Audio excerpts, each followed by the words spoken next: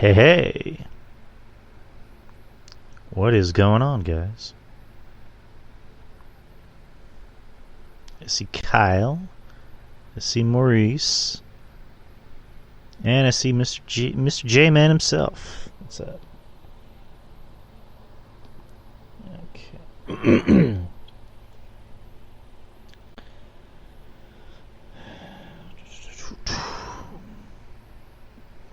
Hey, man. Yeah, what's up? Not much. Just here, I guess. Okay. Good. I'm glad you're there. I'm here, but now I'm also here. No. Yeah, what's going on with you, dude? Nothing much, man. Just trying to get through this work week, and really just get to the weekend here. Got two pay-per-views this weekend here. Well, one I probably will just keep up online with. The other I'm actually watching with NXT. All right. I did watch NXT last night. I was watching it for the first time in a while. I turned it off after the Pretty Deadly thing, where they came out and just talked about... Well, I actually missed that part, because me and the missus were, we decided to spend some time together and just watch a movie and get something to eat, so... I did see that New Day came out, and... yeah, I mean, that's pretty cool that New Day is on the show, and that... I mean, it gives them something to do, and it adds something to the show, so... good for NXT, right. Which we'll cover... Or, well, not cover, but we'll give our predictions for Deadline this Saturday.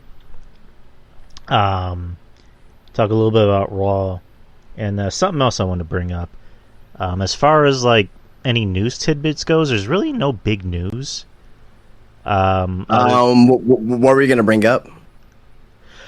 I mean the PWI thing for. Oh, okay, teams, yeah. Which the full list already came out, so we can see if we can skim by those, even though we already know who the top teams are. We haven't even finished the men's. The men's singles ones? Well, we're well past it at this point for anyone to care, so... Yeah, but it was fun going through the terribleness of that. Yeah, for sure. Did you hear the news today? The press conference that Tony Khan had on the reason on William Regal leaving AEW? Vaguely, but fill me in. Basically, long story short, so Tony Khan, he had, and I'm gonna do the setup too as well, because I think it's important, with it. So Tony Khan's mother had a stroke. I think he said it was around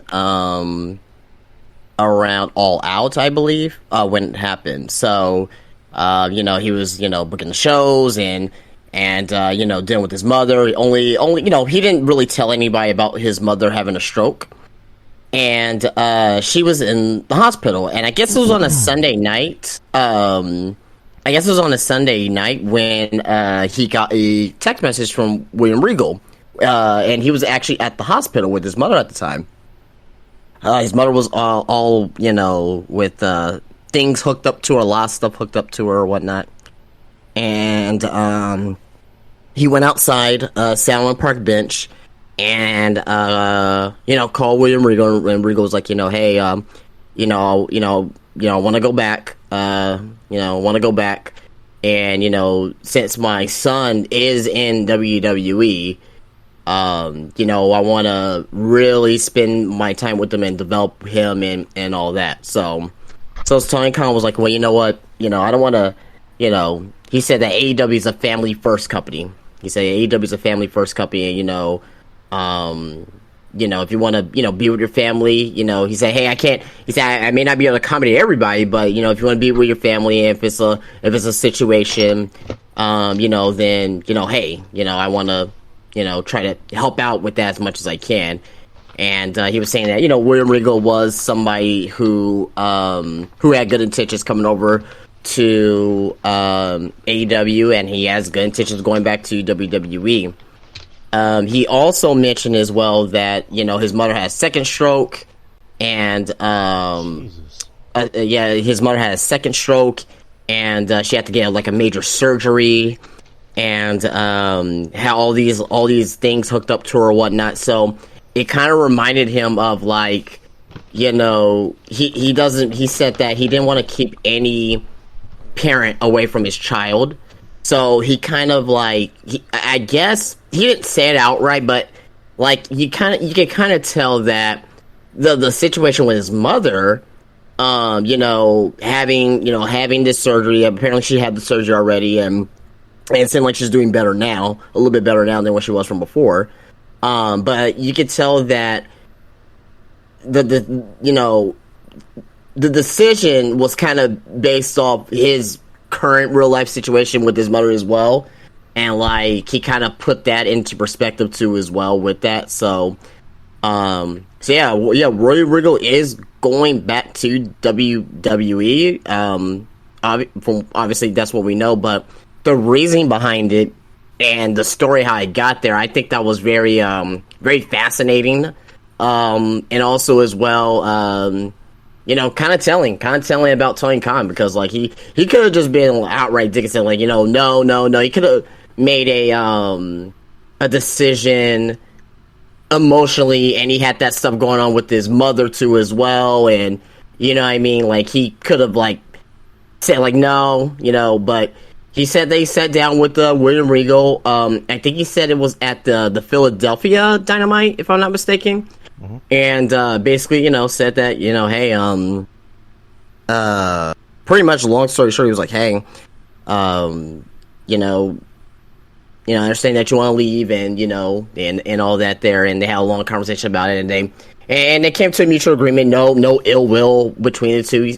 Apparently Regal was very thankful for the opportunity in AEW, and Tony Khan was basically saying, hey, again, AEW is a family first company, and he just wanted to make sure he did the right thing in that situation. So that was the whole story there. So yeah, we knew about William Regal, reportedly leaving AEW's contract right now. He said it was gonna be at the end of this month when his contract runs out, but he still stay like Tony Khan still say like, you know what, hey, even though you're leaving, we're not gonna bury we're not gonna fully bury you on the way out. Which Regal didn't get buried. He was just used in a storyline to enhance MGF. He didn't get buried in a way. Getting buried is basically like getting fully embarrassed. So like this was really just to get heat on MJF, and Regal wanted to do business. So yeah, that was pretty much it. Very, very interesting story. Tony Khan's mother. I know that I know we give Tony Khan crap on here, but really, I mean, speaking for myself, really for his wrestling decisions, but when it comes to real life, man, like, man, that sucks to hear, man. And you really hope that his mother gets better. Hopefully he's in a good spot too as well mentally, because I know that can really mess with you mentally as well. So Tony Khan, prayers to the family and whatnot, and hopefully William Regal is hopefully William Regal is in a happy place on what he's doing, going back to WWE. So there you go. Yeah, I mean, again, thoughts and not condolences, but like both to Mrs. Khan, to a speedy recovery, and also to Tony. At the end of the day, he's a guy, and he has a family like all of us. He has a mom like all of us, and so I mean, I'm glad to hear the story didn't go dark. No. But I mean, it's kind of I guess it kind of sounds like William kind of caught Tony in a more vulnerable spot. Not to say that he picked and chose his spot. No one knew about. No, that's what I meant. I'm not trying to make it sound like William was like, his mom's in the hospital, I better ask him. Like, no, it was more just like, he happened to catch him in a very vulnerable spot, in his life. And for Tony, like you said, Tony could have just been like, fuck you, my mom's in the hospital, you're not going anywhere. For Tony, he was like, you know what, family's family, you need to be with your family. So I get it. Once all this shit's over with MJF, you can leave. Yeah. Well, respect to Tony. And then for William Regal, who is, from what it sounds like, he is either going to be back at WWE, I think, next month, which is technically next year. And, he's going to be working a backstage role, either as a trainer, an agent, or both. And, I can imagine Triple H is giddy having his boy back. Yeah. 100%. And the fact that, a lot of people were saying about, is William Regal going to be the GM? Is William Regal want to be, on the show as a manager or something like that? No, he's going to be, Speaking of, he's on Dynamite right now talking, but I'll listen to that in a little bit here. Regal's on Dynamite right now as soon as that match was over. But anyway, I assumed that he will be back in NXT, doing, and he lives in Florida too as well, so that's what I'm looking at here on what he's going to be doing back in WWE. But the fact that he's on Dynamite tonight and he's talking, I can't hear what he's saying because I have it on mute. The fact that Tony Khan's using him still all the way to the end, that's pretty noble on his behalf, because he could have just not let him be back on TV after the fact. But yeah. So let me jump ahead a little bit. So what does this say about talent that in the future wants to get released, or wants to ask for the release? So Tony Khan mentioned that he can't really, what's the word I'm looking for, accommodate everybody, right? Like, everyone has say, if they use that, I won't say it's an excuse, but they bring up, my family situation. To me, I'm thinking like, okay, I don't think that everyone is gonna get granted that release. And yes, William Regal is on TV, but I think his contract is not as much as and I believe we talked about this last week or a couple weeks ago. I don't think it's as much as an Andrade or as much as a Malachi Black. I believe those wrestlers are making more money than William Regal because they're actually in-ring talent wrestling matches. So, to me, though, it's going to be a sticky situation. Miro, right? He's in AEW, obviously.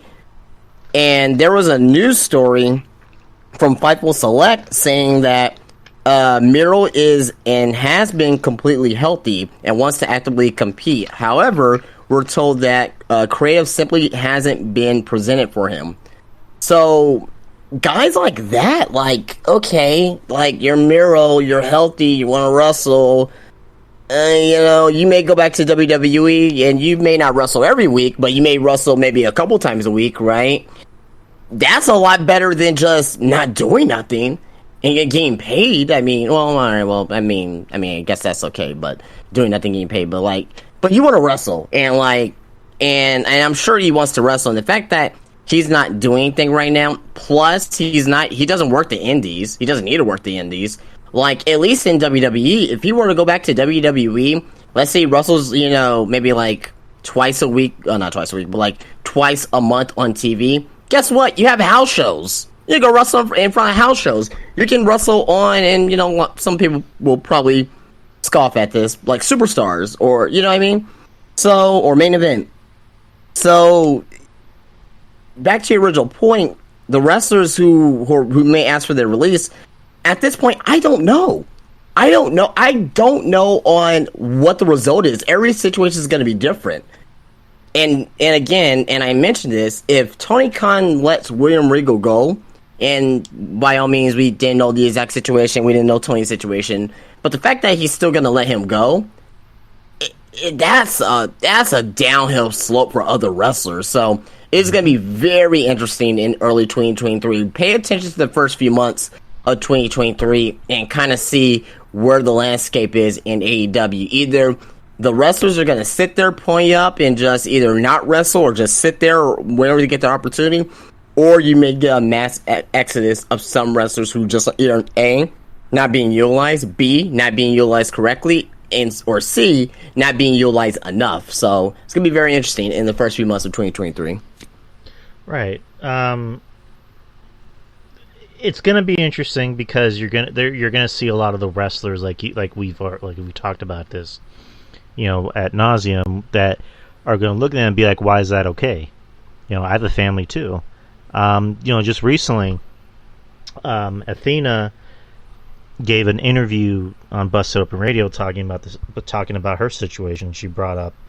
Let me pull up the interview real quick. Yeah, and I got a couple things more too about this situation as well. Once we go into the story here. Yeah, keep going. I'm trying to look for the interview. No, I was just gonna mention too that a lot of people will probably end up going back to WWE. So, like for example, Emma, right? She went back to WWE, but there's some fans out there like, oh, should I be utilized? I don't think Emma went back to WWE. Yeah, she went back to WWE to wrestle, be on TV or whatnot, and have a secure paycheck. But I think she really went back to be closer with Madcap Moss, because obviously they're dating, right? I can see Keith Lee going back to WWE, not necessarily because, and I think Triple H will probably make him a big star anyway, but really just to be with his wife, Mia Yim. So I can see Miro going back, and Lana's not there, but I could just see some, like, for example, Malachi Black. Obviously we talked about a situation many times before, but I can see him going back to WWE. A, maybe to become a star. Obviously, Triple H will definitely sees high of him. We already know that. But also B, to be closer with his wife. So there's a lot of different things that people don't really think about when it comes to this wrestling thing, and when it comes to people going back to WWE or even going to AEW, for example, right? Like, sometimes it's not just about being on TV and wrestling and the money. Sometimes it's just about being close to your family and to your personal friends too. No, you're definitely not wrong. Sorry, I'm kind of doing two things at once. No, you're good. But yeah, at the end of the day, it's all about family, because you brought up Keith Lee. I can see Keith Lee wanting to go back eventually to be with Mia.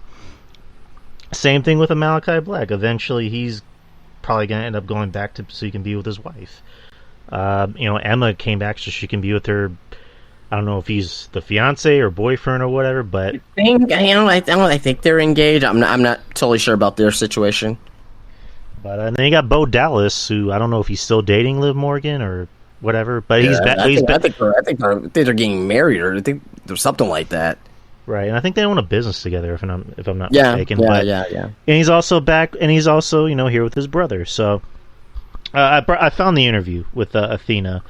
So Athena was on Busted Open Radio, and she talked about her criticisms about her hard-hitting style. And I have a quote right here. And when they asked her about her hard-hitting style, she goes, "Because I feel like it. Sometimes nice guys finish last. Sometimes you get frustrated. And it's hard because you're trying to find an opportunity to not get lost in the shuffle, because at AEW, there are so many talented women just across the board, and it's like, what can you do to stand out? You're asking questions like, why am I stuck in this position? Why is this happening to me? Am I not good? Finally, you just have to say, F it. That's basically what I've done. I'm going to do what I do best. For 10 years before I signed to WWE, I was one of the most notorious heels. I worked my entire indie career as the bad guy. I even got nicknamed the American Joshi because of my hard-hitting style. People forget about that through my entire career. It's something I've always wanted to get back to. The girls can hit just as hard as the guys. Oof. I have to sit there and see Jon Moxley and Jericho and Wheeler Yuta. All those guys hit the tar out of each other. I guarantee you, if I was a man, there wouldn't be as much backlash or anything about that." Oh, shut the fuck up.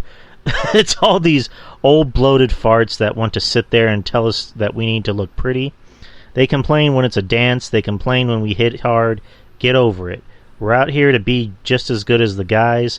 we give it our all and put in all the time and effort to hone our craft, and I feel we're underappreciated when we do things like that. And lastly, when asked about she's received so much criticism for changing her style, I honestly don't know. I've been doing this for almost 17 years. No matter how much we as women train, or if we have the best match in the card, it's always going to have the stigma of they hit too hard, it's too dancey. People are always critical of the girls because we're still trying to fight for so much. Every time we step into the ring, we're still trying to prove that we belong here, that we're just as good as the guys, if not better. I don't know if anyone else caught Full Gear, but Tony Storm and Jamie Hayter tore down the floor. So what? There was blood, someone got hit in the face. Oh well, it's wrestling. We're not babies. We're not going to go home and cry about it. We're going to continue the match and do what we do best, which is entertain people. Just because one person hits hard, one person is a high flyer, one person likes to do submissions, it's all entertainment at the end of the day. That's what we all want to show you. We all want to put our heart and art on the platter in the ring and be appreciated for every bump we take, every death-defying move, every time we get hit by a chair, go into a cage, come off the top with a stunner, and we want to show you guys our heart and every time we step into the ring. And for some reason it's so overly criticized, and I don't know why. I don't have an answer for that. Every step we take forward, it takes one comment on the internet to set the entire women's wrestling category back. Thoughts?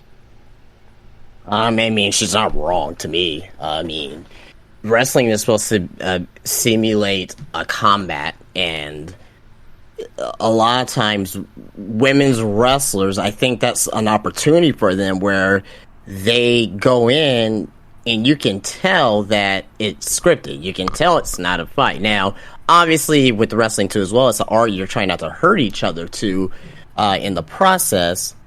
However, I like it when they are having hard-hitting matches. That's why I'm drawn to wrestlers like Asuka and, Ember Moon Athena and, Io Sky and Kairi Sane, Becky Lynch, Sasha Banks. Like, I'm drawn to these wrestlers. Bianca Belair. She's like, you know what I mean? Like, at WrestleMania, her eye got closed shut. She came out the night after WrestleMania where her eye freaking shut. You know what I mean? Due to a hard-hitting match with Becky Lynch.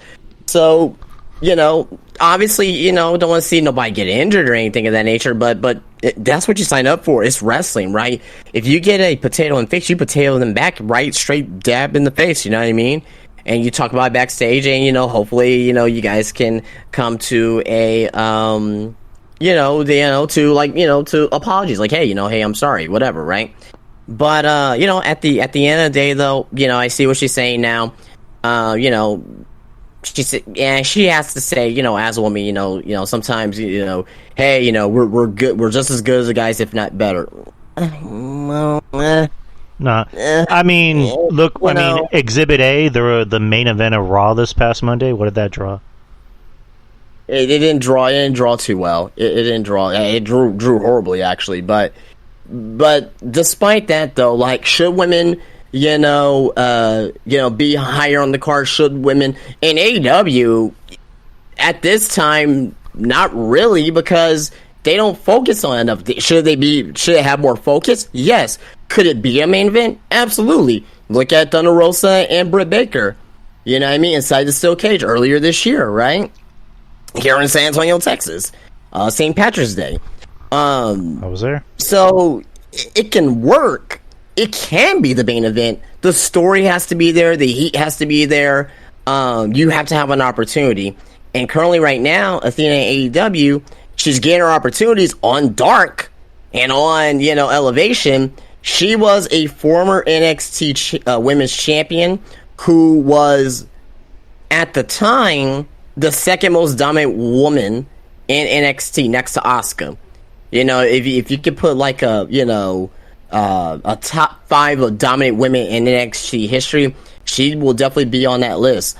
You can put Mandy Rose and you can put Shayna Baszler and Asuka.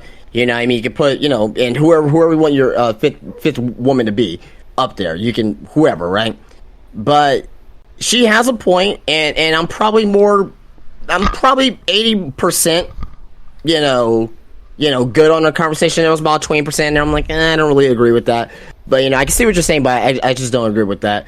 But yeah, no, I see what she's saying. But again, it's gonna have to be, the booker, right?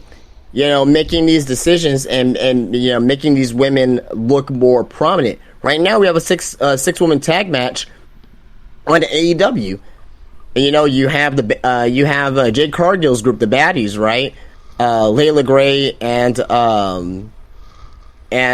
was it Red Velvet? No, Red Velvet's on the other team. No, it is Red Velvet. Yeah, it's Red Velvet. On the other team with Kiera Hogan, Sky Blue, and Madison Rain. Like, okay, why is Madison Rain on TV? Well, like, what she needed? Like, why is she on TV? Like, love Madison Rain, loved her in TNA. What is she gonna do in this women's division? Nothing, right? Sky Blue, I like Kiera Hogan as well. Two young talents, two young prospects. Why is Madison Rain in this match? I don't get it. Put somebody else in there that deserves a spot. So yeah, that's my whole thing with the whole Athena situation. I mean, I agree with her mostly, but there's 20% I didn't like. The 20% I agree with you. Like, to say, we're just as good as the guys, if not better. It's like, no. I wouldn't go that far. I wouldn't go that far. And yes, I agree. Good. Great women's wrestling is always great. When it's like the Rheas, when it's Bianca. Once upon a time when it was Shayna. You can definitely throw Mandy in there. Bailey, Becky, Charlotte, Sasha.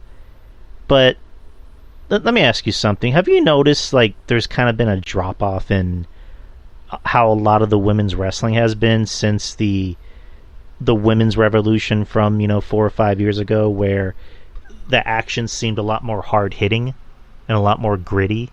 Nowadays, it almost seems like they've regressed. Like, have you noticed that? Mm-hmm. Yeah, 100%, absolutely. With the exception of a few, right? There's some few out there that still hit hard, but even like Asuka's like toned it down a lot. You know what I mean? I mean, she definitely is capable, but this is my knowledge, right? Yes, I want you to go hard in your matches, right? Does it have to be every single week? No, because that's how people get injured. That's how people, get injured and, causes friction or whatnot. But when those matches matter, you gotta bring it. For example, again, Bianca Belair and Becky Lynch at WrestleMania. They brought it in that match. Mm-hmm. One of the best matches of night one. I believe it was night one, if I remember. One of the best matches of night one. And, just looking at AEW, there's been a handful of matches, but it's really been coming from Thunder Rosa and Britt Baker. And I really think it's really Thunder Rosa that really brought that out of Britt Baker, right? And yeah, you had Jamie Hayter and Toni Storm too. Obviously, they had a great match at the last pay-per-view here at Full Gear. Other than that, it's just been very vanilla. Doesn't look believable. Doesn't look good. Doesn't look hard hitting. Like, all I care for is for it to look believable, right? Have it look believable. It doesn't have to be like shoot Joshi hard hitting style. Make it look believable. Like, what I mean? Whenever you're going for like a pump kick, I don't want you to miss by 20 feet. You know what I mean? I want things to look crisp. When you're running the ropes, run with some speed, run with some authority. You know what I mean? Don't run slow just because it's a wrestling match and you wanna look pretty out there, right? You can still look pretty and be an ass kicker. So those are the things that is missing from and this is really in WWE too.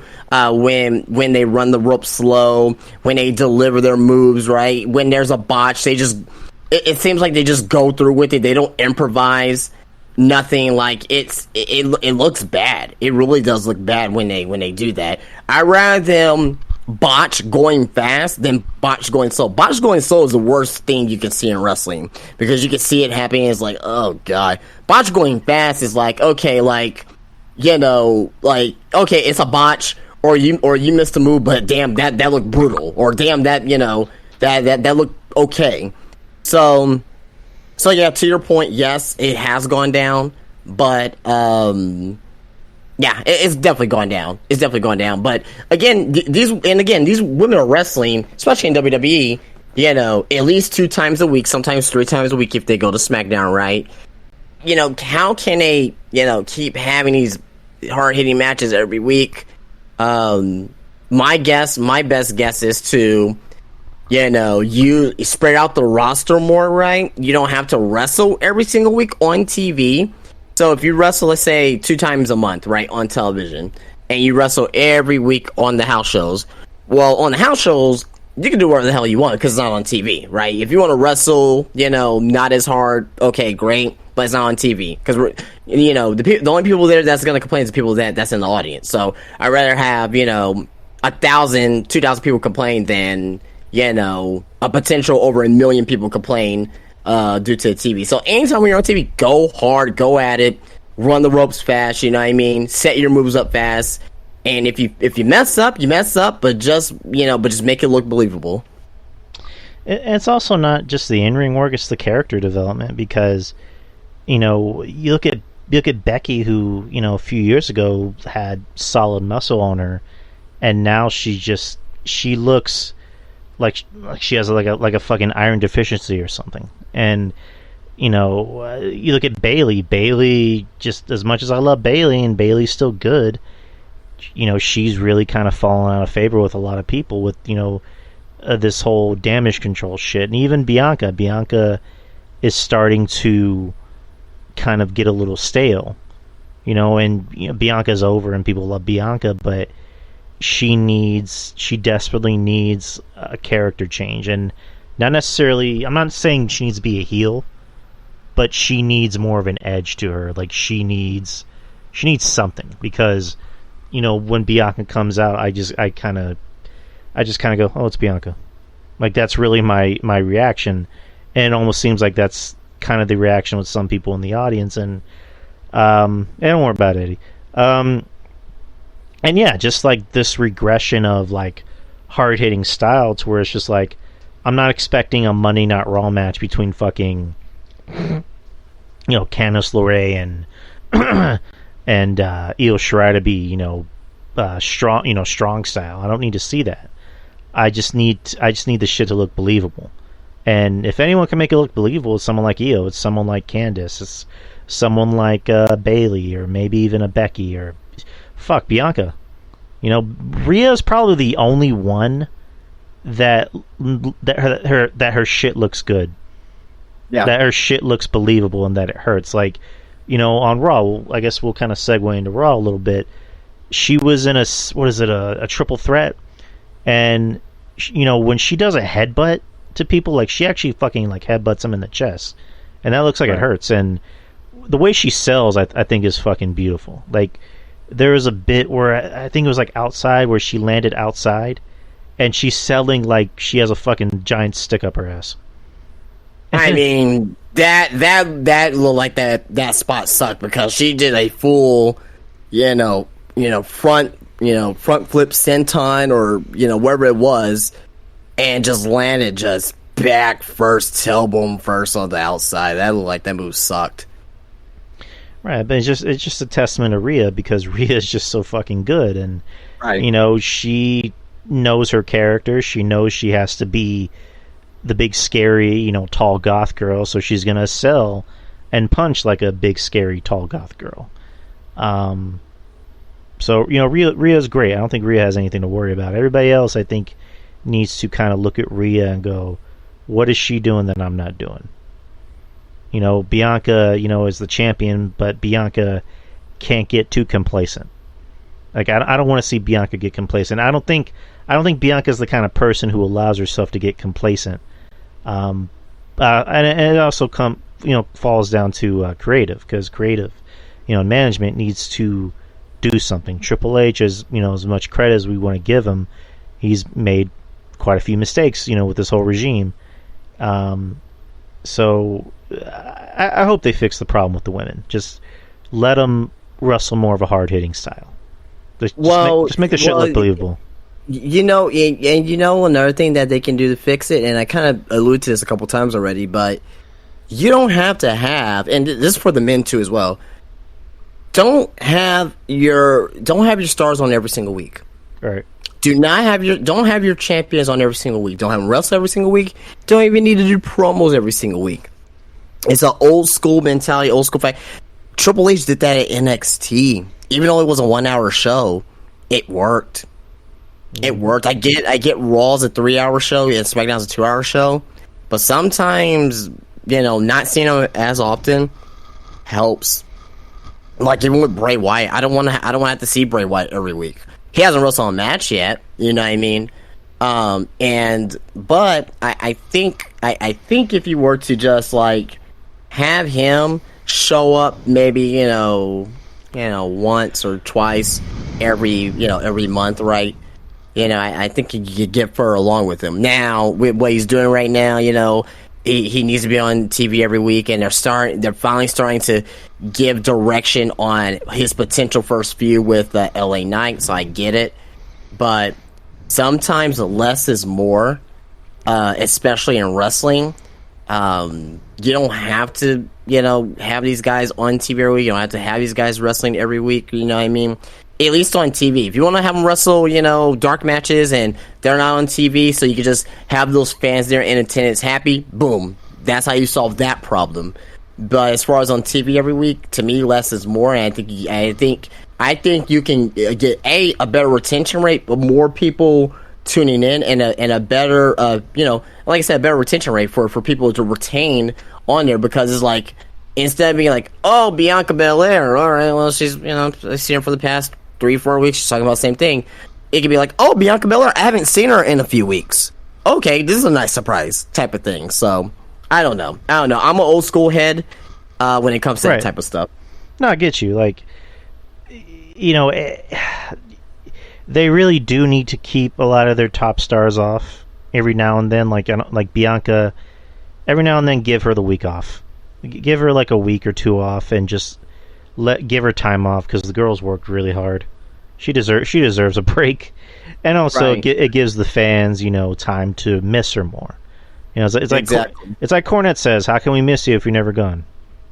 So give her time off. Roman gets a lot of time off, and that's well deserved. And Roman Reigns, like when Roman comes out, guess what? We're excited to see him. Place goes fucking nuts. He's not because he's not on every show, and he gets a huge pop. I mean, it is Roman Reigns, but like I think he gets a bigger pop because I don't think he's there that often, right? And it's so much benefit if you do it that way too as well. It gives those gives the fans a little bit of time away from those top stars, but also B, it forces the people who are not on TV that often, it forces them to be better, because like, oh crap, Bianca's not here this week. Oh crap, Roman's not here this week. Oh crap, Austin Theory's not here this week. Like, I have to be good. If I'm not good, I may not be used again for a while. It forces the people who are not on TV to be good.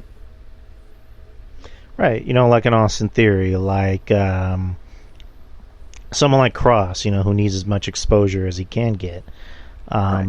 And just not for nothing, after Mania, they really do need to give a lot of people time off. Roman, give him a fucking much needed vacation. Give him the summer off. Fuck it, give him the summer off. Give the Usos some time off. Give Sammy and fucking Kevin Owens some time off. Like, give that whole faction, basically give everybody who's done something huge some time off. Same thing with like fucking, I don't know, Drew. Maybe Drew. Give Drew some time off. So everybody's entitled to a vacation. Everybody who's really busted their ass over the past year and a half, 2 years, 3 years, they deserve a much needed vacation. And that's there's really no lies about that. Give Roman the summer off, and if it's Cody who's going to be that guy, let Cody be that guy for a while. And same thing with like Austin Theory. Let Austin Theory be that guy for your summer. Test shit out. So let's since we're already on the topic, let's talk about Raw. Raw was okay. Just the main event was just not very good. It was not needed. I don't think it needed to be the main event, but we'll get to it. The show opened with the Usos versus Matt Riddle and Kevin Owens for the tag team championships, and as usual, the Usos retained the titles. Afterwards, Sol Sikoa just beat the fuck out of Riddle. Like, he beat the fuck out of him. He channeled his inner Umaga. And Riddle is, like we just mentioned, looks like they're writing him off television. He's going to be taking some time off. And that looks like it's going to be the next big feud. Or probably, Solo's, big feud on the main rosters with Matt Riddle. So that was a nice spot. Just showed how vicious Solo could be for Solo, because I heard a lot of people trying to make the comparisons of him and Jacob Fatu, which I thought was unfair because they're two very different wrestlers. And Solo, I like Solo, and I was always wanting Solo to kind of show that viciousness that he can have, because everybody in the bloodline has their own. They have their own gimmick. Jay has his own thing. Roman obviously has his own thing. Jimmy's just the guy who likes everybody. And then you have Solo, who's just like, what does this guy do? Like, what can he do? And now you can see it. So what did you think about that spot? I thought, it made him a vicious animal, in comparisons to Umaga, in comparisons into a Yokozuna, and, just living up to the family ties of the Anoa'i family. Sol Sikoa, we talk very, very, very well about him here on this podcast, and he is going to be a future world champion. Not like next year or nothing like that. Give him like 5 years. It's gonna be him and the Austin Theories that's gonna be up there. And whoever that comes over from AEW, like maybe MJF if he comes. I don't know if MJF's coming, but I'm thinking maybe a whole work of what he's doing, but we'll talk about that another time. But yeah, no, he's gonna be the future. And it's good to see him getting that that recognition, and the fans are behind him too as well. Being associated with the bloodline alone has made him popular, very popular, one of the most popular wrestlers in WWE. He's been there for what, 3 months? 4 months the most. So good for him. So with a Solo, do you think there's a possibility that sometime down the line, we get possibly a Solo and a Roman, feud? No, not at all. That doesn't make sense to me. That doesn't make any sense to me. I think it could. And not with this current iteration of the bloodline. That it doesn't correlate for me personally. I don't see the purpose of that. I'll explain why. So, I'm not saying at Mania. I'm saying maybe a SummerSlam ish, or another pay-per-view.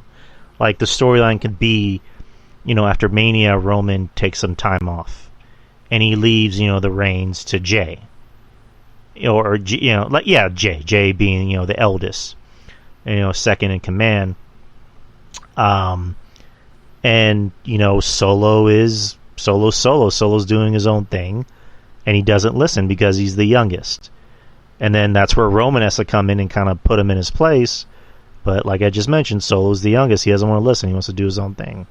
So that that can be a thing. That can be a storyline of Solo doesn't want to listen now even to the Tribal Chief, and that's where the disintegration of the bloodline, happens. So I don't know. It's just an idea. But yeah, I see what you're saying. I just don't see it. I understand what you're saying, but I just don't see it. If Roman, so we don't know what the hell's gonna happen at WrestleMania. Rumors of The Rock being at the Royal Rumble. How's that gonna be for Cody? Is it gonna be a 2-night WrestleMania, thing with Cody and one night The Rock, the other night, one for one title, one for another title. We don't know. If he faces Roman, it's not gonna. I don't think it's gonna be this year. Maybe so. I don't know. Or I'm sorry, not this year. Next year. Next year. But also B, it's not gonna be for no title. I don't see it being. Yeah, well, no, it doesn't have to be for a title. That's what I meant. Like it could just be the storyline is that Solo doesn't want to listen. He's too brash and he's too arrogant. And Roman, being the elder statesman, being the tribal chief, is like, I got to put him in his place and remind him of who he is. Like that. I could see that being one of his last matches going out of WWE. So I could see Roman, maybe 2 or maybe 1 or 2 years down the road. 1.5, 2 years down the road, maybe being that, but I don't know. I just don't see it. I may be wrong. I've been wrong about a lot of things before. I just don't see how we, I can see how we get there, but I just don't see I don't see how that's gonna work with them in the bloodline and Solo leaving the bloodline. I think Solo right now, I think he easily needs to be connected with his family, at least for another year and a half, at least. You know what I mean? Connected. Doesn't have to be the bloodline, but just connected to the family, you know what I mean?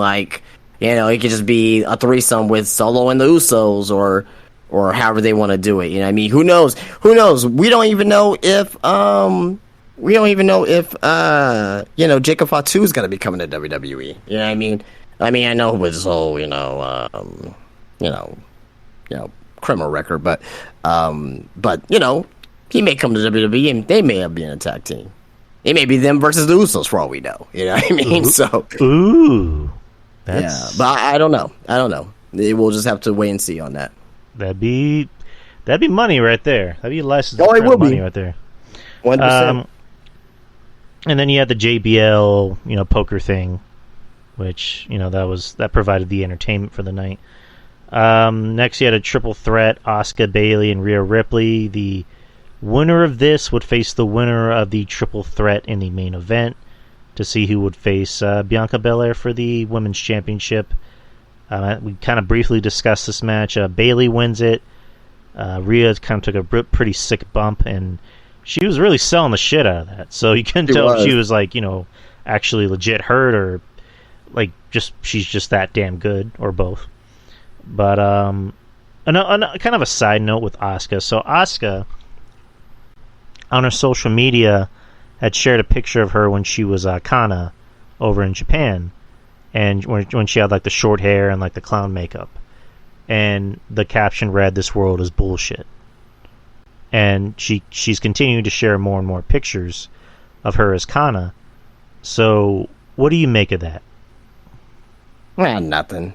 Maybe she'll have a little bit more of an edge with her character. You know what I mean? Triple H loves Asuka. I don't see her going anywhere. You know what I mean? Oh no, I was more implying what you just kind of said, which was it looks like she might be getting more of an edge to her character, which she may be returning to an old gimmick. You know what I mean? She's 41 years old, so I don't really see her going anywhere, going back to Stardom or nothing like that. Plus, she loves living in the United States too as well. If you ever see her YouTube channel, but yeah, I could definitely see her going back to that gimmick there, right? That'll be something cool to see. That'll be another layer to her character, and also on top of that as well, not a lot of people think about that. That's merchandise crazy right there. Imagine the figures for that, right? You get a Asuka, Elite. You know what I mean? A Montel Elite for Asuka with that gimmick. That'll sell like gangbusters. Or Asuka Ultimate with that makeup. That will sell like gangbusters too as well. So, that's something that'll be very interesting to see. You know what I mean? So we'll just have to see where that develops. We already got Nikki Cross back. And Nikki Cross, she's teasing Sanity. If you saw that .com exclusive. So yeah, I mean, yeah, I'm down for it for sure. And then Eric Young is back with the company, but in a backstage role. So yeah, that'd be interesting to see Sanity back. I wouldn't mind that. Yeah, and Eric Young, he can come back, on TV. He doesn't have to wrestle. Right. You know what I mean? And he can still do backstage work too as well. You know what I mean? Right. Next is so we had Seth Rollins and Bobby Lashley hype up their number one contenders match for next week for the U.S. title, and they got into a big schmoz, and one thing led to another. Bobby Lashley ends up spearing Petey Williams by accident, of course. And next we have Mustafa Ali. Oh, you have Team Canada back in WWE, man. You got Eric Young, you got Pete Williams, Bobby Roode. Just bring back Team Canada, man. All that's missing is what the fuck's his name? Who's Scott D'Amore? Yeah, Scott D'Amore, and he's the I don't know if he's the CEO or like owner or head booker or both of Impact Wrestling, but hey, well, I mean, he's head booker, but he's also the executive vice president. Hey, good on Scott D'Amore. Good dude. Yeah. And then we have Mustafa Ali asking Austin Theory for a title shot, and he gets it, and they have a match, and then Dolph Ziggler comes out to interrupt the match, and Dolph Ziggler gets beat up by Theory, and that's the match. Next is the OC versus the Alpha Academy and Baron Corbin. Going back to the JBL poker card tournament thingy. So there was a big fight that broke out between the OC and Baron Corbin and the Alpha Academy. And then JBL got pissed off and said, settle this in the ring. Which they did, and the OC won. And as you can imagine, it was a bleh match. And Eddie's saying "fuck Ali." I'm kind of with him on there. Another thing that happened during the poker thing was Akira Tozawa was accusing Dominic Mysterio of cheating, which he was, and then he challenged Dominic to a match. Dominic won, as you can imagine, and the Judgment Day ganged up on Tozawa, which led to the Street Profits coming out and saving Tozawa. So now we got that. Now we're in the main event. We have Becky Lynch versus Alexa Bliss versus Nikki Cross to see who the winner. The winner would be facing Bayley, and the winner of that would face the women's champion Bianca Belair. And before that, they did another Bray Wyatt tease with Alexa Bliss, where she's stretching in front of a TV, and you see the Bray Wyatt symbol come up. Bliss won the match, so now Bliss is going to go on to face Bayley to see who was going to face Bianca Belair for the women's championship. Did they mention if it's going to be at Rumble or if it's just going to be like a random episode of Raw? We're talking about the number one contenders match? Yeah. I think it's next week. Well, no, I meant like whoever wins that match. And I'm assuming it's gonna be Rumble. I mean, I would think so. Especially if it's Alexa Bliss, because I definitely see Alexa Bliss turning heel. So that way it'll give some time to build up her character. Lily's back, right? Maybe we'll get the Alexa Bliss from about 2 years ago, which I didn't like. But if this is gonna help her get back to with Bray, then. Honestly, I didn't even really like the Alexa Bliss, Bray Wyatt pair anyway, but whatever. I mean, maybe Triple H can make it better, but I don't know. I don't want to see it. Like, period. Now we're moving on to NXT Deadline, which is a Saturday. For the record, this Raw was a skippable show. It was, to me, it was boring. It was phoned in. It was probably one of the worst Raws with the Triple H name tied to it. So hopefully next week they can make it a better show. That's all we asked for. And yeah, I agree with you. It was a very skippable show. I don't really think the main event needed to happen. I mean, but then again, it's just like when you look back on it, what else could have been the main event?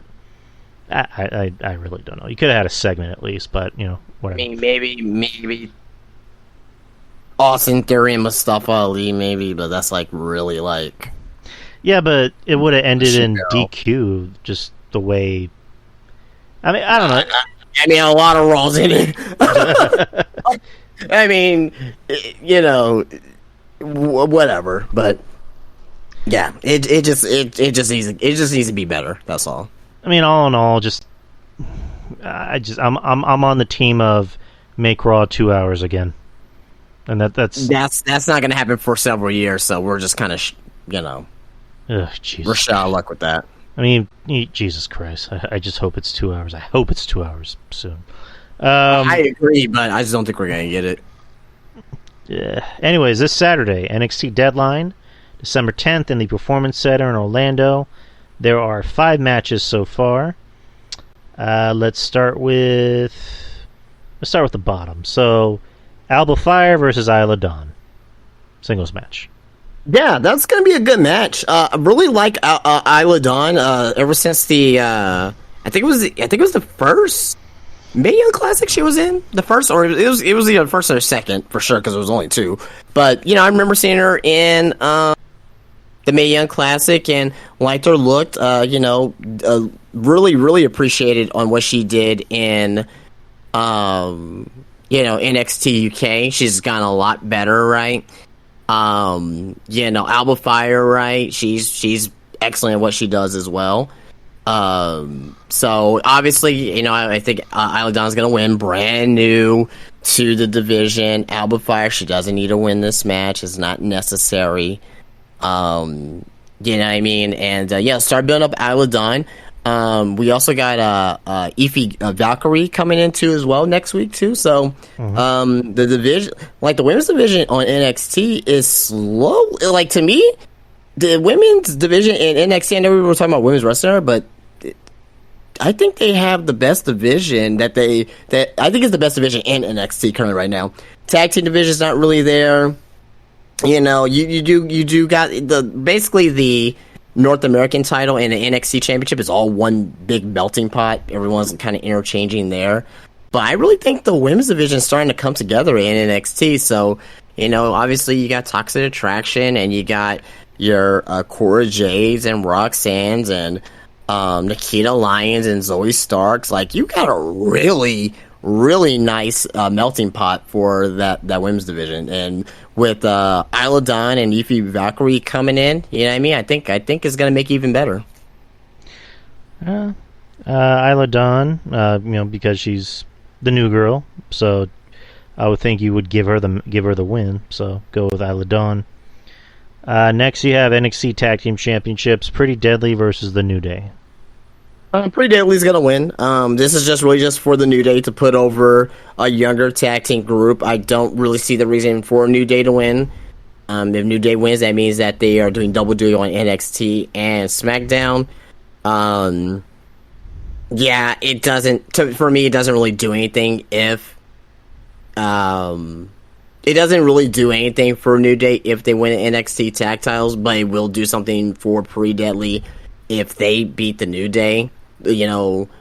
Previously the longest champions, tag team champions in the history of the WWE.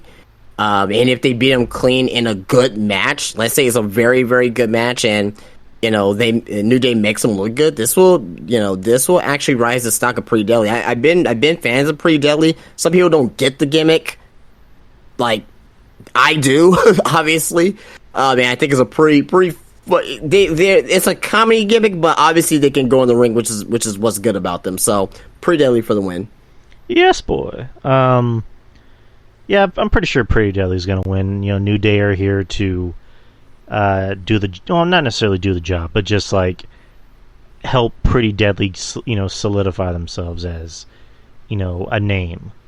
And also helps that you got a team like the New Day, the second longest reigning tag team champions in WWE history. So this helps them. Right.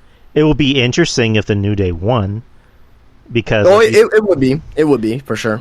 Because you're seeing more and more of the main guys from the main roster head over to NXT and work that style, and also it's just like, what else can the New Day do on SmackDown? So I don't. I'm interested to see what the New Day do on NXT if they are thinking of making them more of a mainstay on NXT. You know what I mean? Because we've seen the New Day versus the Usos 8 million times. We don't need to see that anymore. I mean, they have good matches, but let's see something different. So I'm interested in this match. This could be a pretty good match. So I'm gonna go with Pretty Deadly, but I'm intrigued to see what would happen if the New Day won. Next is two matches that are going to be a first time, I think, or not I think, but yeah. So the Definitely Iron Survivor Challenge. The men's and the women's. The men's is going to be Carmelo Hayes versus JD McDonough versus Grayson Waller versus Joe Gacy versus Axiom. I'm going to go with Carmelo Hayes. Same. JD McDonough's already had that his two title shots against Braun Breaker. Grayson Waller's not there yet. He's my sleeper pick. We obviously know the Joe Gacy situation earlier this year, which was terrible. And Axiom, he's just there for the high flying, and he's not really anybody that's going to win this match. Nobody takes seriously. So, yeah, I'm going with Melo, and I'm going to say this right now. Melo's going to take the title of Braun Breaker. I think Melo is going to be the one to take the title of Braun Breaker. I think with Braun Breaker, I think they're just having his title go as long as they can. They may give him the year until I think a good spot from Braun Breaker is to lose the title at wherever the next pay-per-view is after this one. I think Vengeance Day.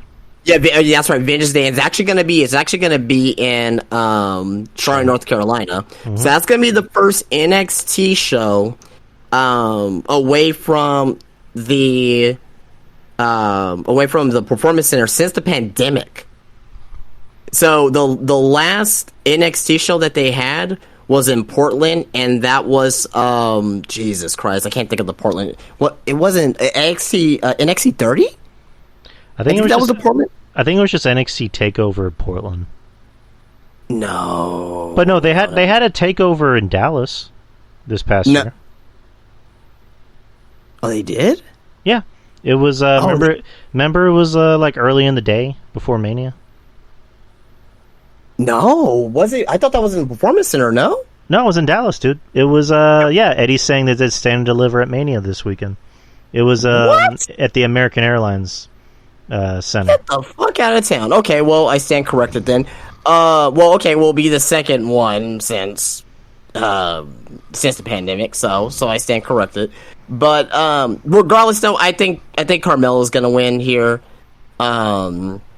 It's just the right thing to do. It's just the right thing to do. Put Braun, since that will happen in February, that will give Braun enough time to get to the main roster, have his first feud with somebody, maybe like maybe like a Baron Corbin or somebody like that, to go into his first WrestleMania and have a match at WrestleMania. So, I'm going with Melo.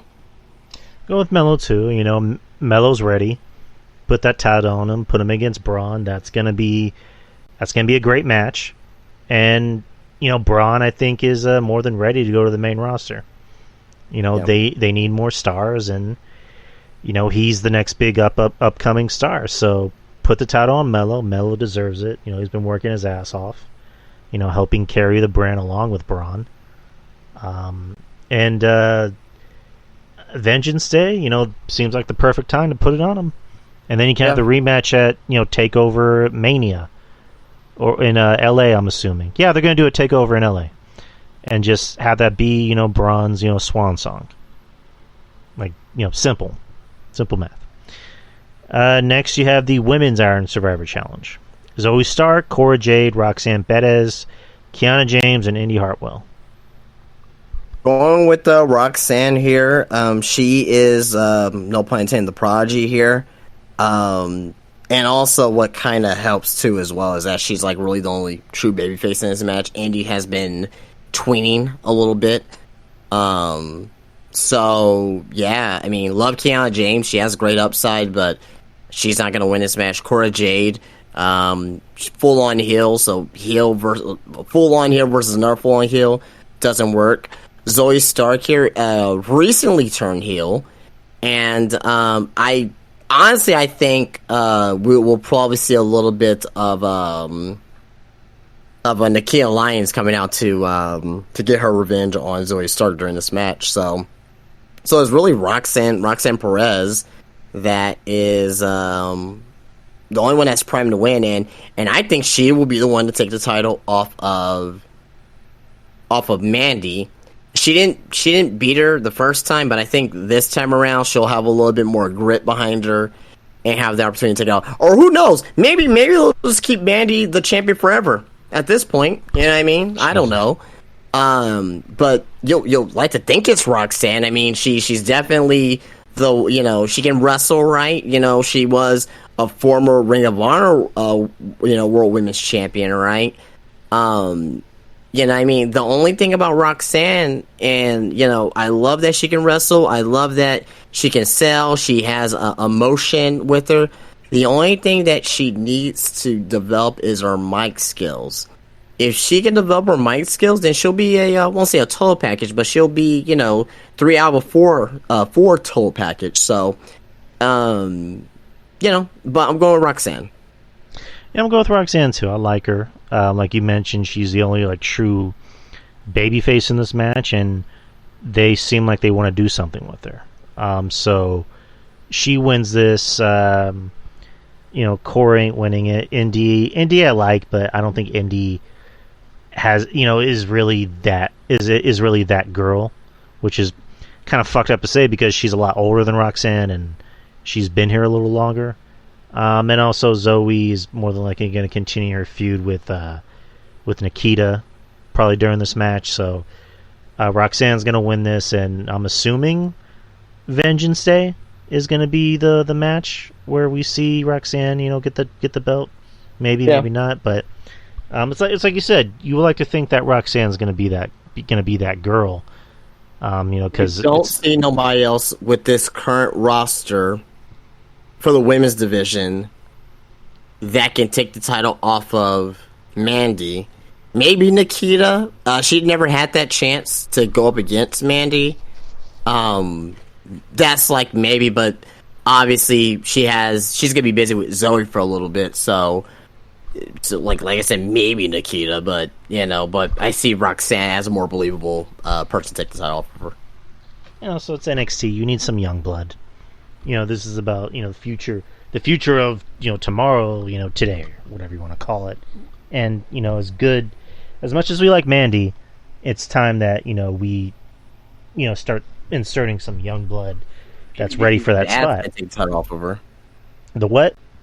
Maybe Gigi's ass could take the title off of Mandy. Hey, why not? Gigi's ass versus Nikita's ass. Who's gonna win? Put him in a steel cage. All the men in the world. Yes, we all win. Oh my god, man! The man, you know how they call it there's the Dead Sea, and you have the Baltic Sea and all that shit. There's gonna be a semen sea somewhere in the world. So much semen. When that happens. So much semen, like you say. Yeah. There's literally going to be semen on the water. You know what I mean? Actual people who are on their boats, and there's actually going to be semen inside the sea. It's going to be amazing. Demons, Kyle. Oh man, just semen everywhere. You're going to be in space. Is the water? No, the water's white. Gonna be satellite images of that shit. It'd be amazing. A man can dream. Alright, main event time. I'm assuming this is the main event. Braun Breaker defending the NXT Championship against Apollo Crews. A fantastic match. I really think it's going to be a really damn good match, but obviously Braun Breaker's gonna win. I mean, yeah. What can you say? What can you say about this? But just Braun Breaker's gonna win. I'm kind of mad that Von Kali didn't get another shot at this. Von Kali. Von Kali. Yeah, like, where's my Von Kali at? I mean, he lost last night, but yeah. Oh boy, yeah. I mean, this should be a fine match.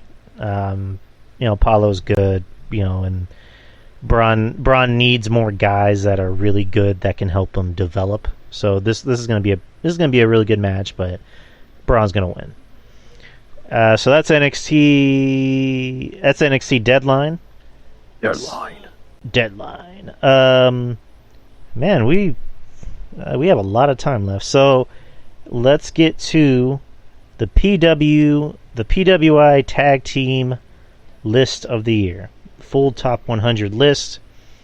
The list came out a few days ago, and we already know who the winners are. It's the Usos. Wrestling Headlines has the full 100 list, so we are going to try and see if we can go through this full 100 list. Starting from 100, Bougie Reality. Oh yeah, they're actually here in San Antonio, Mission Pro, and also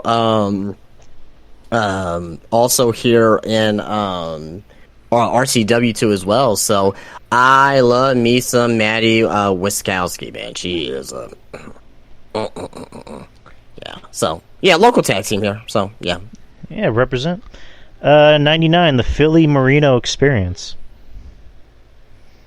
Don't know them. It's Marino Tenaglia and Philly Collins. Don't know them. It sounds like Eddie knows who that is. 98, Money, Power, Respect. I've heard of them. I can't put my finger on who's in that tag team though, but I have heard of them before. It's the Fabulous Fabricio and Marco Mania. Oh, okay. Yep. Solid tag team for sure. Eddie's saying PME it's a great local team in Cleveland. Okay. Or no, only talking about Money, Power, Respect. 97, the Blondes, Brian Pillman Jr. and Griff Garrison. Oh man, they need to be used more. Definitely need to be used more. But that's Tony Khan and AEW there. So there you go. I need to see Brian Pillman out of that company. Like, get out of the company, come to WWE. Like, I can imagine they're going to treat him so much better here. And Griff Garrison sucks. 96, Los Lotharios. I really, really like them. Yeah, I like their gimmick too as well with what they got. Are they a top 100 tag team in the world? Absolutely. So I'm okay with that. I like them. I want to see them be used a lot more though, because I think Garza's really fucking good. I think Umberto's really good. I don't know. I like to see them be used a lot more. That's all. I mean, I think if they put the gas behind them, they can be really popular. The Bollywood Boys, number 95. I'm so glad that they are gaining the opportunity to be a tag team again. I was very, very pissed off that they never got the opportunity to be a real tag team in WWE instead of just being like jobbers and jokes and never getting any offense in. Before they came over to WWE when they were on the Indies, and before they came to the Cruiserweight Classic, because they were both in the original Cruiserweight Classic, they were a hot act on the Indies. So the fact that they are kind of starting to revitalize their career, I'm very happy for them. Number 94, the Outfielders. Don't know who that is. Shay McCoy and Weber Hatfield. Yeah, don't know who that is. Number 93, Main Event. Main Event? Main is spelled M-A-N-E. Oh, God, kill me. It's Jay Lyons and Midas Black. Yeah. Number 92, the SAT. The SAT, I've heard of them. is it like the Samoan SWAT team? It's Yeah, I mean, like, I know it's not the Samoan SWAT team, but like, is it like a Joel and Jose Maximino. Oh, no. Okay, never mind. Yeah, they're kind of old. They're old. They're old, I think. I think they're old. Cuz you said Joel Maximo? Joel and Jose Maximo. I think I've heard of them. Though I heard them like in the early 2000s. If it's the people who I'm thinking about. I know SAT. I definitely heard that name. I don't know if these are the same guys. Yeah, Eddie's saying early 40s guys are around in Ring of Honor and TNA. Okay, that's it. Yeah, that's what I'm saying. Like I heard these guys before. I know I have. Okay, yeah, all right. Well, yeah, whatever.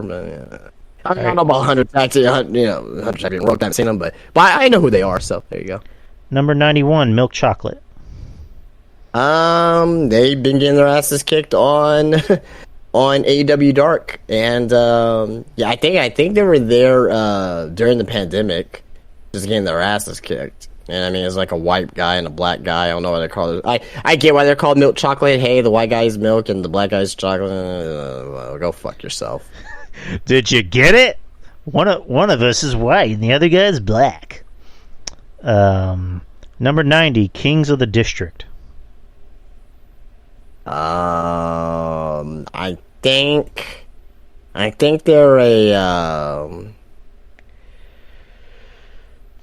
I think they are a mixed tag team, or one of them is from what I remember, I think one of them is a trans if I'm remembering right. If that's the team I'm thinking about, they're okay. From what I saw, I didn't really see anything special with them. I don't know if they're top 100 in the world. You know what I mean? Like Jordan Blue and Eel O'Neill. That's their names. Yeah, I don't know. 89, The Butcher and the Blade. In all respect, I think they should be a tad higher. Because I won't say I really like them, but I think they're pretty decent for from what I've been seeing with them. So, maybe top 80 in the world. 89 is a little bit too low. I know that's kind of like drawing straws there, but I think they should be a little bit higher. 88, Atrapasuenos. Is that the one with Negro?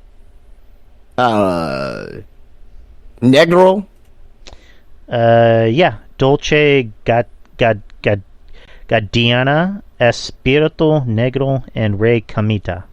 Yeah, they're a CMLL team. Pretty damn good. Maybe I gotta hear more of the names here on this list. I'm pretty sure we may get another one called where I got Milk Chocolate. I'm just waiting for Hot Chocolate next. They could be over those guys, but yeah, I think they're appropriate where they're at. But I like what I see from them. Entertain the masses. I gotta use the restroom real quick. Okay, well, yeah, I'm gonna entertain you guys. I am going to be doing Snow Angels here on my bedroom floor. Let's listen. Okay, you can't see me or hear that. So, yeah. So Dynamite tonight. As we were here on the air. If you guys didn't see it, I'll say this: Dynamite was not a great show from what I saw tonight.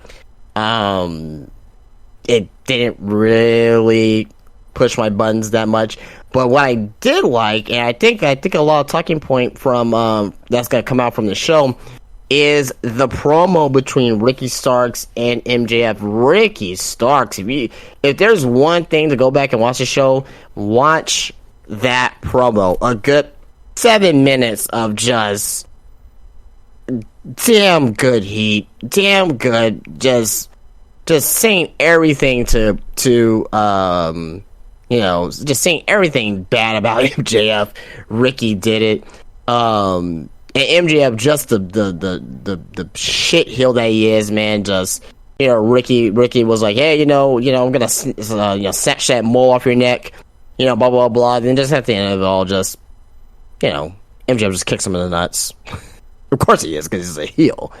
You know what I mean? So, very, very, very, very, very, very good promo between the two. So I will highly suggest you guys go back and watch that. It is on their Twitter. So definitely check that out. You also had Samoa Joe versus Darby Allin. Surprisingly, it was a good match. I didn't think it was great. I didn't think it was fantastic, but it was one of the better TNT matches that we've seen in the past few months. So that I will give to Samoa Joe and Darby Allin. Kind of a shocker. Samoa Joe wins, of course. Wardlow comes out with the save when Samoa Joe did a muscle buster to Darby Allin on a skateboard with the wheels up and the trucks up. I don't know if you guys ever been hit by a skateboard before, or accidentally hit yourself with the trucks or the wheels. That shit hurts. That shit hurts. So I can imagine getting a muscle buster being done on there. Outside of that, AEW, Claudio and Wheeler Yuta versus Jericho Appreciation Society. You know what I'm saying? Like, the Jake Hager, gimmick with the hat. I actually like it. It's kind of getting over on me a little bit. I like this hat with his lisp. Just, Daniel Garcia and Jake Hager and Moxley out there. He's not champion no more, so he just feels regular. Sammy Guevara being a cunt. You know what I mean? A cunt meat sandwich. Oh gosh, man. You had a random six woman tag that kind of talked about earlier. Why? Like, kill me. I want to be dead. Main event. Obviously I had it on mute here, but from what I saw it was a pretty decent main event between FTR and the Acclaim for the World Tag Team titles, AEW World Tag Team titles. Obviously, the Acclaim wins, and it looks like we are going to get a match that is going to happen at Final Battle. It looks like it's going to be the Guns. The Guns versus... Wait, it's going to be... Hold on, let me see here. So it's going to be a double dog collar match.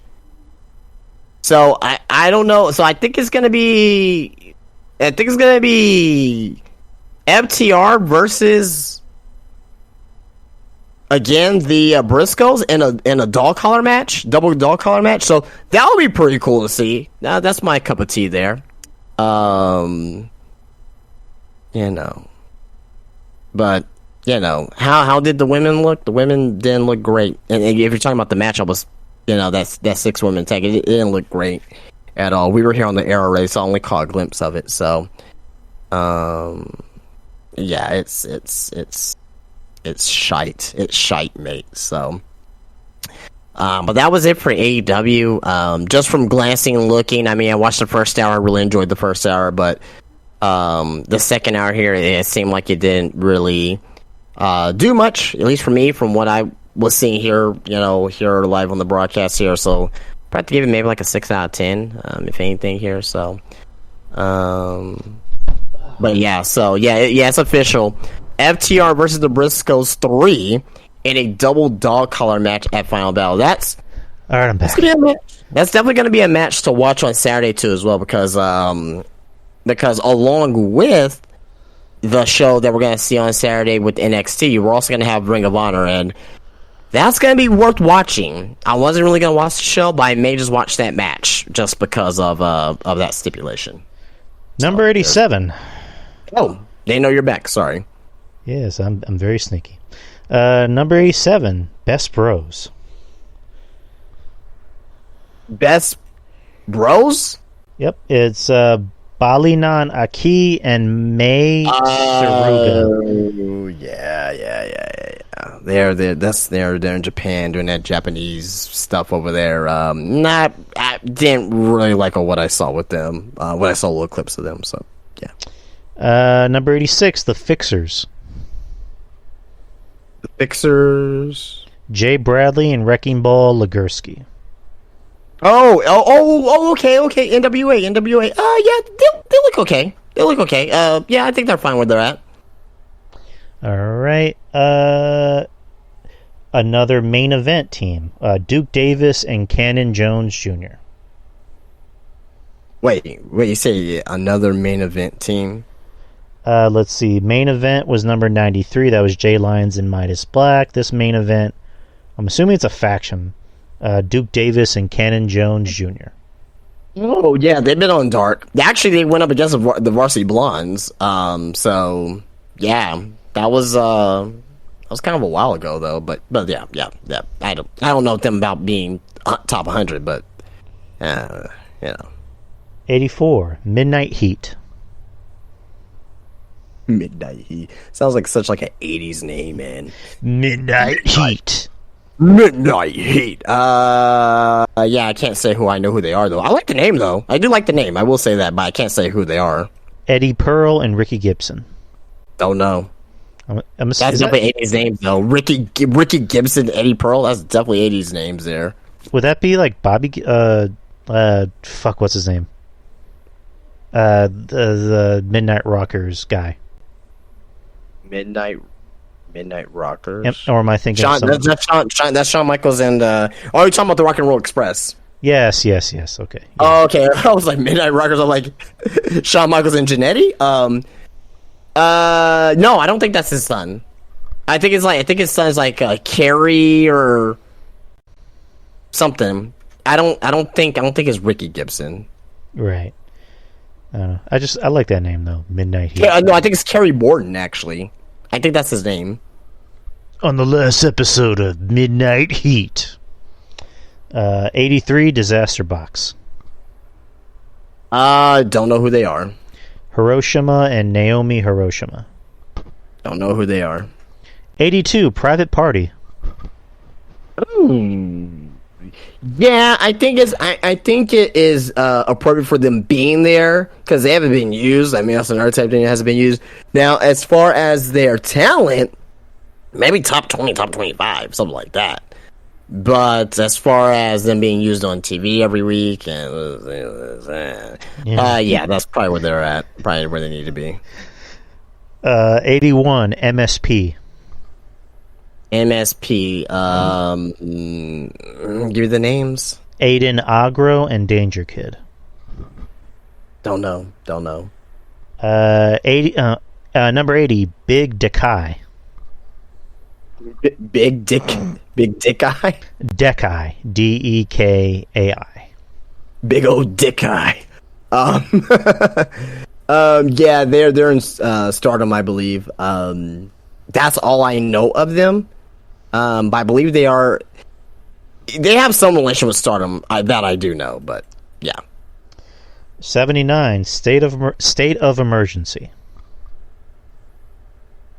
State of Mercy, don't know. Give me the names. Miles DeVille and Sebastian Wolf. Yeah, I don't know. 78, The Best Friends. The Best Friends, 78. I guess so, man. I would figure that they'll probably be like top 65. You know, because Trent and Chuck. I mean, he's like decrepit at this point. But Trent, he's damn good. Orange Cassidy's damn good. But Orange Cassidy's not really in. Like, he doesn't like. Well, if it's a trio, yeah, you know. But you you never see like Orange Cassidy and Chuck Taylor team up. You know what I mean? But right. Yeah, I guess whatever. I guess that's fine where they're at. 77, the Creed brothers. Wait, what? Yep, they are 77. Oh, that's dumb. They need to be higher. Higher. Yeah, they're so damn good. They've been on TV for, 3 years? No. This was just their first year on TV. Are you sure? I think they weren't they on TV last year. I mean, yeah, last year too, but it hasn't been 3. Like NXT 2.0 hasn't been 3 years yet. Oh, you know what? Yeah, for some reason I'm getting confused with AEW for some reason. I don't know why, but yeah, 2.0. Yeah, 2.0 started last year. It feels like it's been on longer than that for some reason. It feels like it's been longer. Yeah, the creeds need to be higher. Like, yeah, they just Julius alone makes that list higher. You know what I mean? I'm not saying they should be like top 20. You know what I mean? But top 40. I think top 40 would be okay. But I got here the rest of this list here, so because there is a lot of great tag teams out there. So 76, the Iron Savages. Oh, that's Bear Country. Over the Creeds? No way. Hell no. No way. Fuck that. No, that's dumb. 75, French Adores. The French Adores. I can't tell you who that is. Agile Blanc and Senza Volto. I can't tell you who that is. 74, Commonwealth Connection. Isn't that Douglas Williams and Harry Smith? Yeah. I mean, they deserve to be on this list here. I think they should be lower. Definitely not over the Creed brothers. 73, the Renegade Twins. When they've been doing some work, and these chicks, they've been doing some work on Dark and Dark Elevation. They're going to be on. I mean, they should be ready for TV soon, I think. Now, for this list, should they be above the Creeds? No. That's going to be my comparison. Like, the next tag team, every next tag team you say, like, should they be over the Creeds? That'll be a yes or no. They should not be over the Creeds. I like them, though. I do like them, but they should be over the Creeds. 72, Galaxy Punch. I heard the name before. Can you give me some names? Hikari Shimizu and Saki. Okay. Yeah, so yeah, they are in. They're in Japan. They're in Stardom.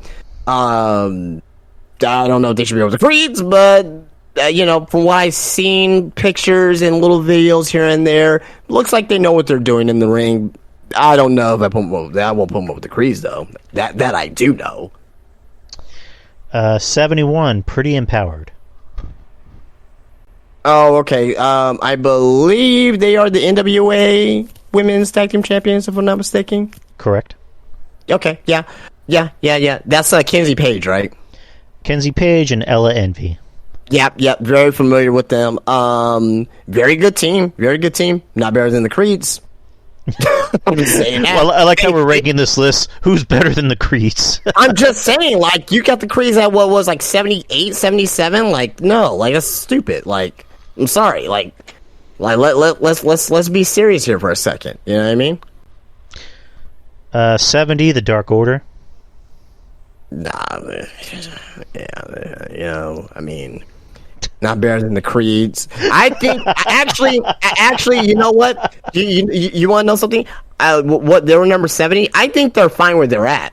I agree where they're at, but they're not better than the Creeds. The Creeds should just be higher on the list. 69, TDT. Mathieu St. Jacques and Thomas Dubois. It sounds like that Canadian team. I've seen the name before. I see them on posters and advertisements, but I never actually see them do anything. Probably not better than the Creeds. 68, Natural Classics. Don't know who they are. Stevie and Tome Philippe. I don't know who they are. Yeah, better than the Creeds, apparently. 67, Fly Deaf. I don't know who they are. Apparently they're better than the Creeds. So fuck me gently with a chainsaw. 66, Strong DJ. Strong DJ. Yeah, though this is another Japanese team here. From my understanding, if I'm thinking of the team correctly, they're okay. If it's a team that I'm thinking about, they're okay. Not better than the Creeds. That should be the name of the podcast. Not better than the Creeds, because that's going to be the name of tonight's episode. Not better than the Creeds. 60. Where were we? 65. Waves and Curls. Waves and Curls. That's definitely a black team. Jacqueline Brandon and Traven Jordan. Yeah, there you go.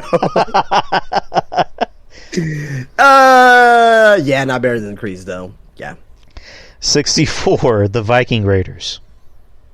Okay, good spot there. Now, this is where I'm kind of like, okay, if you got them over the Creeds, yes. Not this past year. Not this past year. As a team overall, I will say the Viking Raiders are better than the Creeds. But this past year, if we're going off past, you cannot tell me that the Viking Raiders, what they did on TV with Vince McMahon and all that other crap, was better than what the Creeds done. You can't tell me that. Mm-mm. You can't tell me that. I'm sorry. Creeds should be higher. Not better than the Creeds. I love this list. 63. Gorillas of Destiny. All right.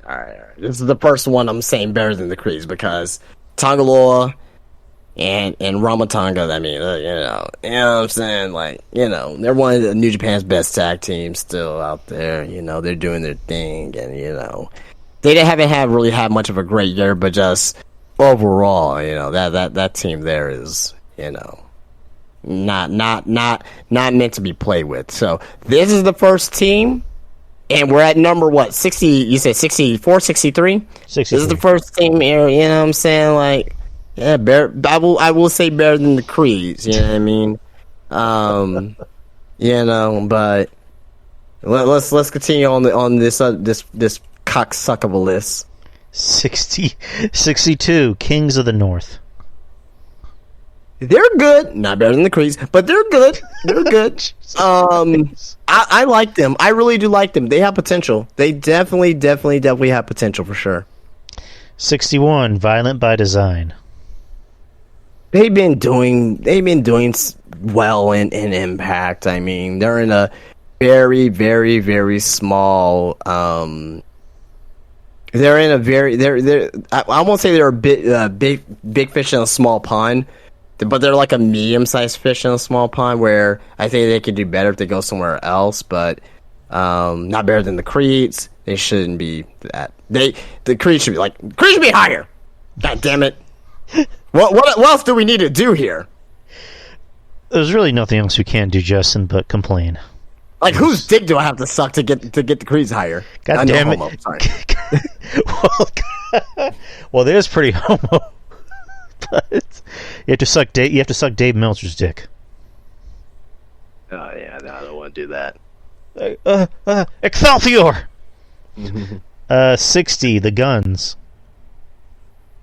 They've come a long way. They've gotten a lot better. They're number 60. I don't think they should be 60. They should be a little bit lower. I think they're not better than the Creeds, but you know what I'm saying? Like, yeah. So yeah. They I think it should be a little bit. Hey, how about put them at 78 or 79, wherever the Creeds were at, and put the Creeds more up here. Yeah, I mean, this is where we're kind of getting around the list where I'm like, okay, I can see why. I can see, where you're coming from with that. But yeah, just fuck this list.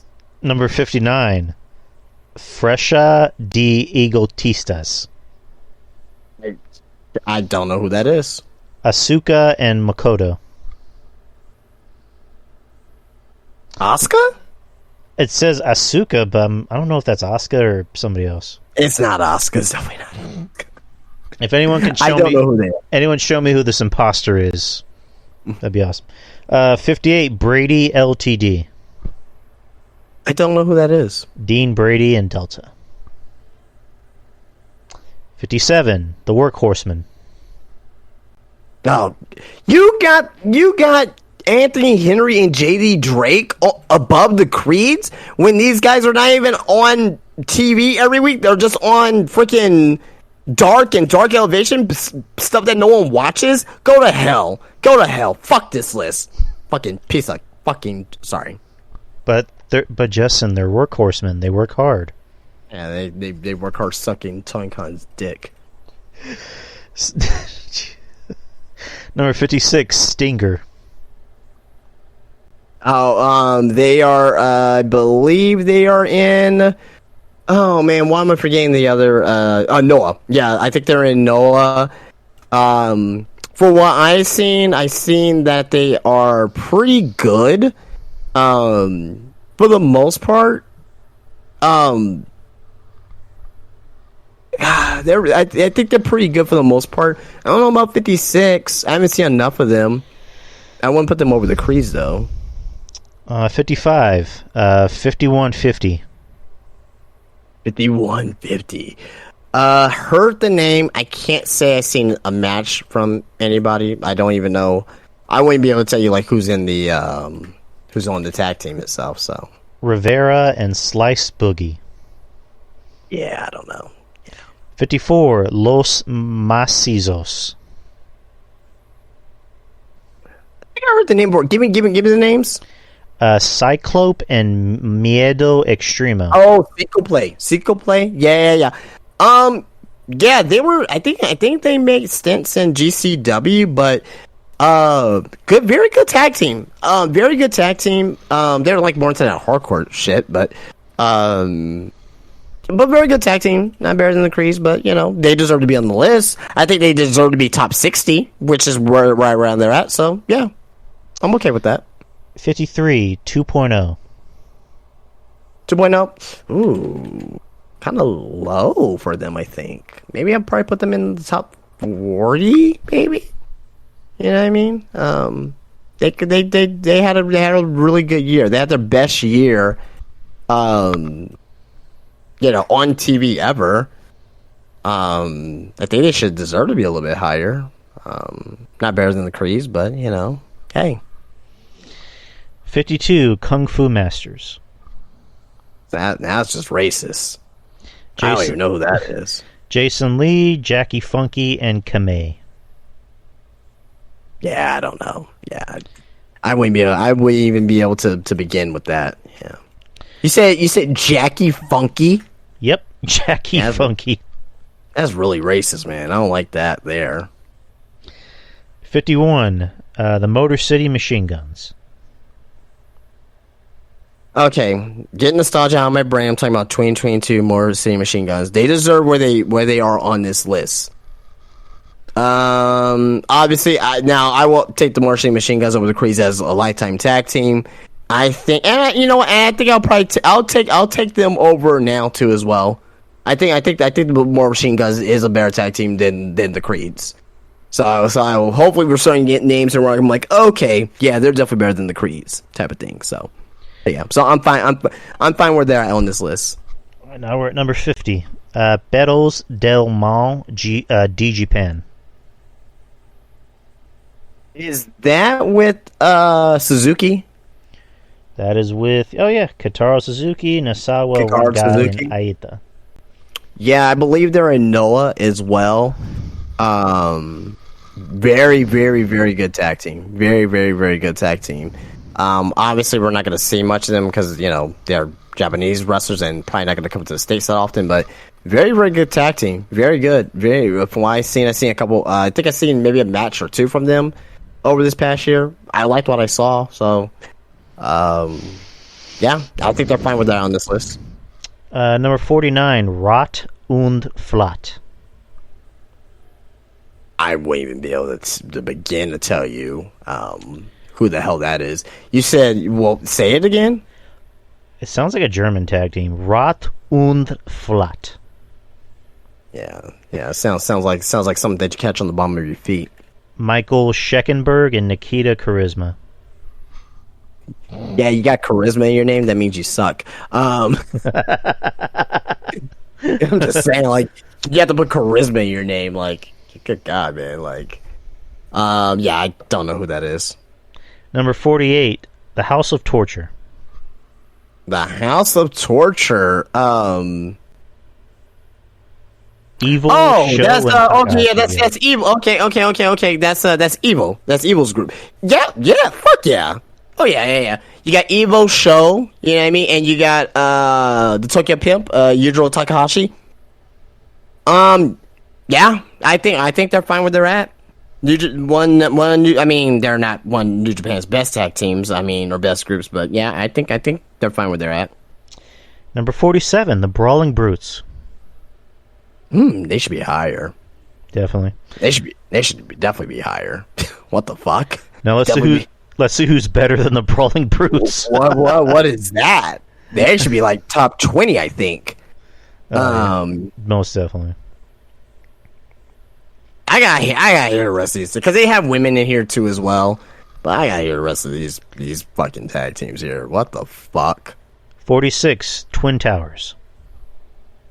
Oh, wait a second. Akeem and Big Boss Man? Kohisato Shiji Ishikawa. That's Akeem and Big Boss Man. That was the name of their team. Well, these are. I don't even know. Yeah. Yeah, I don't even know the fuck. Skip. Fuck them. How about that? 45, the 0121. 0121? Yep. I don't know. Man Like Duress and Dan Maloney. Dan Maloney. And who was the other name? Man Like Derice. It's spelled Deriss.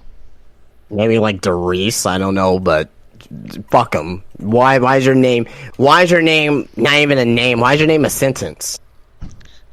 Exactly. Why is your name a sentence?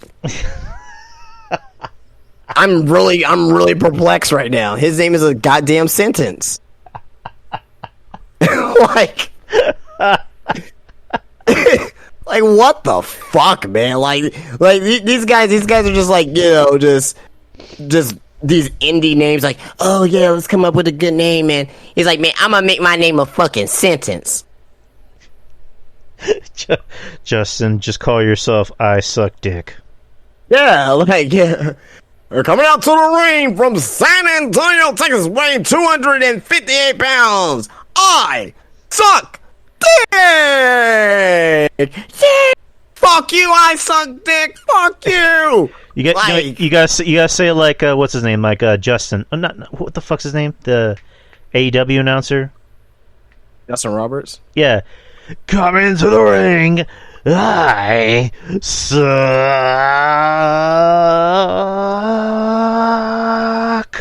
dick. These fuckers are never gonna get over ever.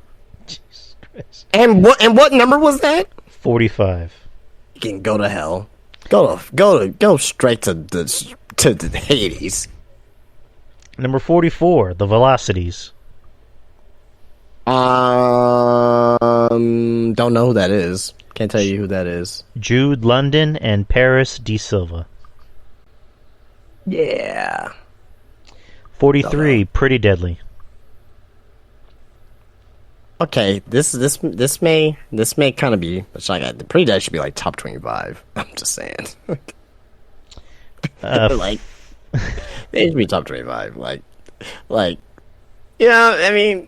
Yeah, I got here rest of this list, but they should be top 25. Like, I don't think they get enough credit for how good they actually are. But whatever. 42, Z-Brats. Like Gen Z. Diamante and Shun Alexander. Or no, Shun Skywalker. Oh, they're in Dragon Gate. Yeah. Good tag team. Very good tag team, actually. But I don't know if they should be this high. Maybe a little bit down, maybe like 55 or something like that. But they're a good tag team, though. I like them. 41, Donna Del Mondo. Donna Del Mondo. I believe, if I'm thinking about it, that's the Stardom team. Himeka and Maikai. Yeah, that's the Stardom team. I don't know if they should be this high. They should be on the list. I don't know about this high, though. So, there you go. 40, Strong Hearts. Oh yeah. Very good tag team. They actually, I think they had one of the first matches in AEW against the Young Bucks or something like that. They were. I don't know if you remember Sema, First coming into AEW, have a few matches in AEW, but very, very, very good tag team. Very, very good tag team. I think they should be. I mean, from what I saw from them, they had the potential to be in this high, so I'm not really too angry about that. 39, Bussy. Yep, just skip that one. Is that Effie in there? Mm-hmm. Yeah, just skip it. He sucks. Sorry. He does suck. 38, Los Malditos. Is that the CMLL team? El Sagrado Gemelo Diablo, the first and the second. Yeah. I like them. I don't know about 38, but I like them. You know what I mean? And guess what, Drew? Not better than the Creeds. Jesus Christ. 37, Las Chicas Indomables. Another Mexican team here. I've seen pictures and photos of them, and maybe like a clip here and there, but nothing for me to go off of. 36, Meltier. Hey, let me tell you something, man. That's with Tom Nakano, right? That's with Tom Nakano and Atsupoya. Yeah, that's number one. Best tag team in the world. Best. Tom Nakano alone is number one. Number one. I don't give a shit. The rest of this list, I really don't give a shit about now. Tom Nakano's there. She's number one. Tom Nakano's number one. Like 35. Jesus Christ. 35, Arrows of Hungary. Arrows of Hungary. Dover, give me a name. Dover and Icarus. Oh, like Kid Icarus. Oh, I actually seen a clip or two of them. Don't really know much of them. I know that they've wrestled. I'll put it to you this way. I know that they've been around for a while, and they actually wrestled Aleister Black when he was Tommy End. So they've been around for a while. They're just over there in Europe. So we haven't really seen much of them, but from what I have seen from them, they have if they were to come to the United States, they'll probably be like one of the best tag teams in the world. People will review them as one of the best tag teams in the world, but since a lot of people don't see them, that's probably why they're where they're on this list. So I'm okay with that. 34, Los Infernales. God, man, I think that's a whole bunch of old fuckers from CMLL, if I'm not mistaken. 33. Go ahead. Oh no, I was gonna say that's what I think it is, but yeah. It's Hechicero, Mephisto, Euphoria. Mephisto, that fucking piece of shit. Yeah. That's what I was thinking about. 33, The New Day. Kind of low for them, but yeah, they haven't had really like much of a big year. I gotta hear the rest of this list, but damn, that's low for them. 32, Alpha Academy. Perfect position. 32, I think that's a perfect position for Alpha Academy. I haven't said much about that on this list, that someone's in a perfect position, but I think that's a perfect position for Alpha Academy. They're obviously they're not too high. Now them over the New Day, that's kind of weird, but thinking about it, they've been featured a lot more prominently than them. Yeah, and they did have a better year than the New Day this year too, as they were tag team champions. So yeah, I'm cool with that. 31 is Calamari Drunken Kings. Calamari Drunken Kings. Yeah, they're that's a pretty good tag team there. Isn't that with is that Chris Brooks and Takahashi? Yep. Pretty good tag team. Like their look. Hopefully we get to see them come over to the United States. I definitely see them. If anything, it's definitely an AEW type of thing if we ever see them come over, like for a couple matches or two. But very good tag team, man, and I think they actually deserve a spot this high. So I am not mad about that at all. Number 30, Nueva Generación Dinamita. That's probably one of the longest tag team names I have ever heard, but Another CMLL, like they're just all about their trios and tag teams there. So I haven't seen enough of them, but I know that's the CMLL team. So 29, 6 or 9.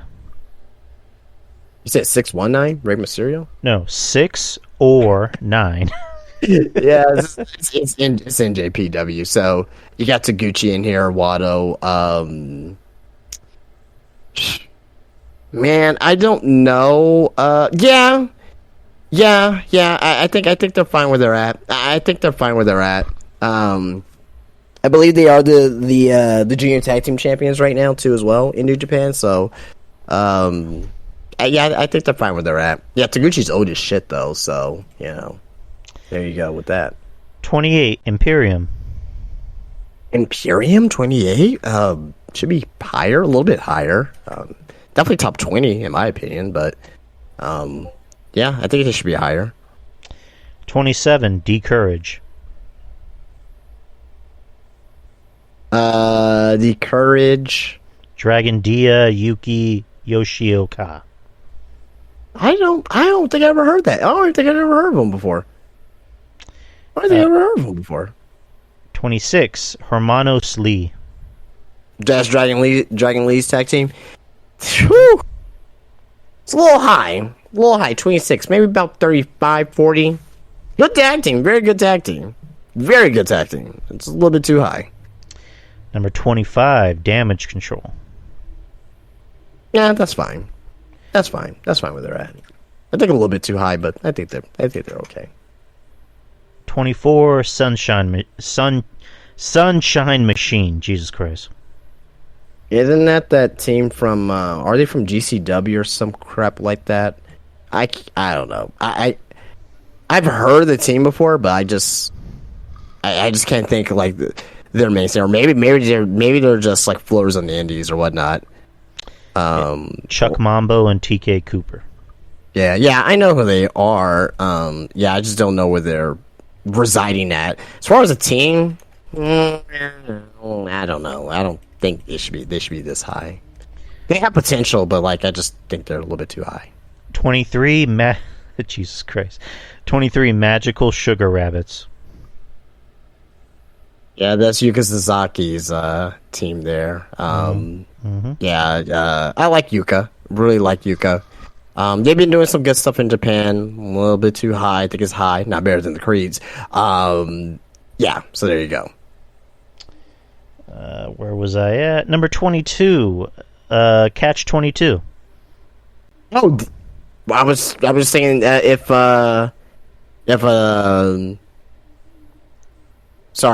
Taguchi was these guys are the tag team champions, and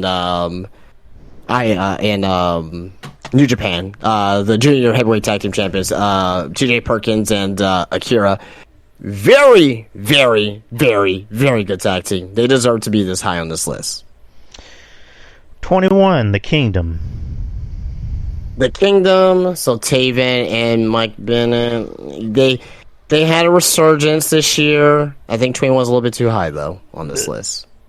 And now we're in the top 20. Number 20, The Acclaimed. Should be higher. Definitely. Should be higher. I think top 15, top 10, maybe top 10. But, I would say top 15 is fair. Yeah. Number 19, Sasha Banks and Naomi. Oh man, they weren't even here for most of when they left. They left in May, right? So it's been like 7 months. And I think they may have stopped doing it. Mish. Oh man. I don't agree with that. Like if they were here for the entire year, yeah, for sure, but probably top 50. Number 18, Swerve in Our Glory.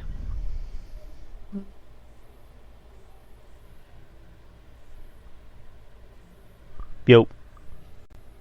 Well, I think. I guess. I guess. I mean, I really like them too, but they definitely should be top 20. But yeah, that's fine. Number 17, La Rebellion. The NWA tag team champions. Yeah, Very good, very good. I don't think they get the respect that they deserve. They are an excellent tag team. Hopefully, either WWE or AEW picks these guys up sooner rather than later. So, Number 15, Black Desire. is that Starlight Kid? Yep. Starlight Kid and Watanabe. Correct. They're excellent. They're really good. I think they're a little too high, maybe top 25. But they're up there. I think they deserve to be this far up for sure. All right, number 15, Los Nuevos Ingobernables. Oh, Los Nuevos Ingobernables. Hopefully they'll make a De Japón version of this.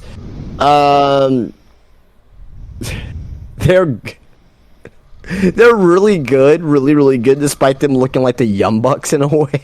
So you may not like them, but yeah, they're very good. They're very good. Top 15. That's borderline.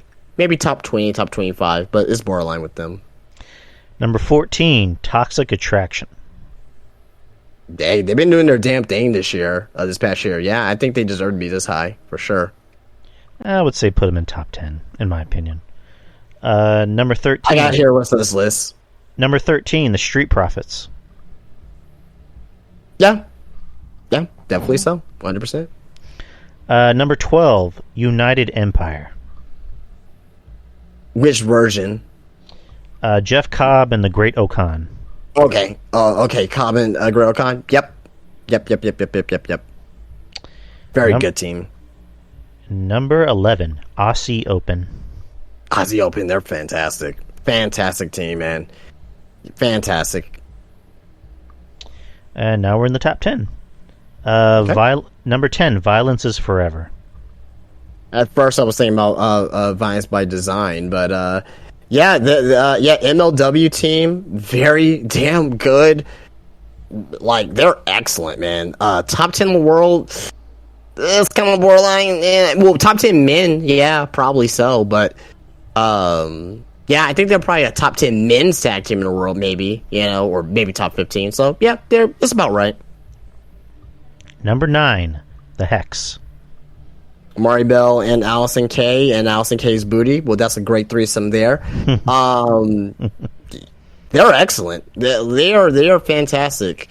I'm surprised that WWE hasn't called back because Mari Bell, she was in I believe the first Mae Young Classic, and so was Allison Kay, and obviously they became good friends for that tournament. I'm surprised that Triple H hasn't gave these girls a call back yet. Maybe they have.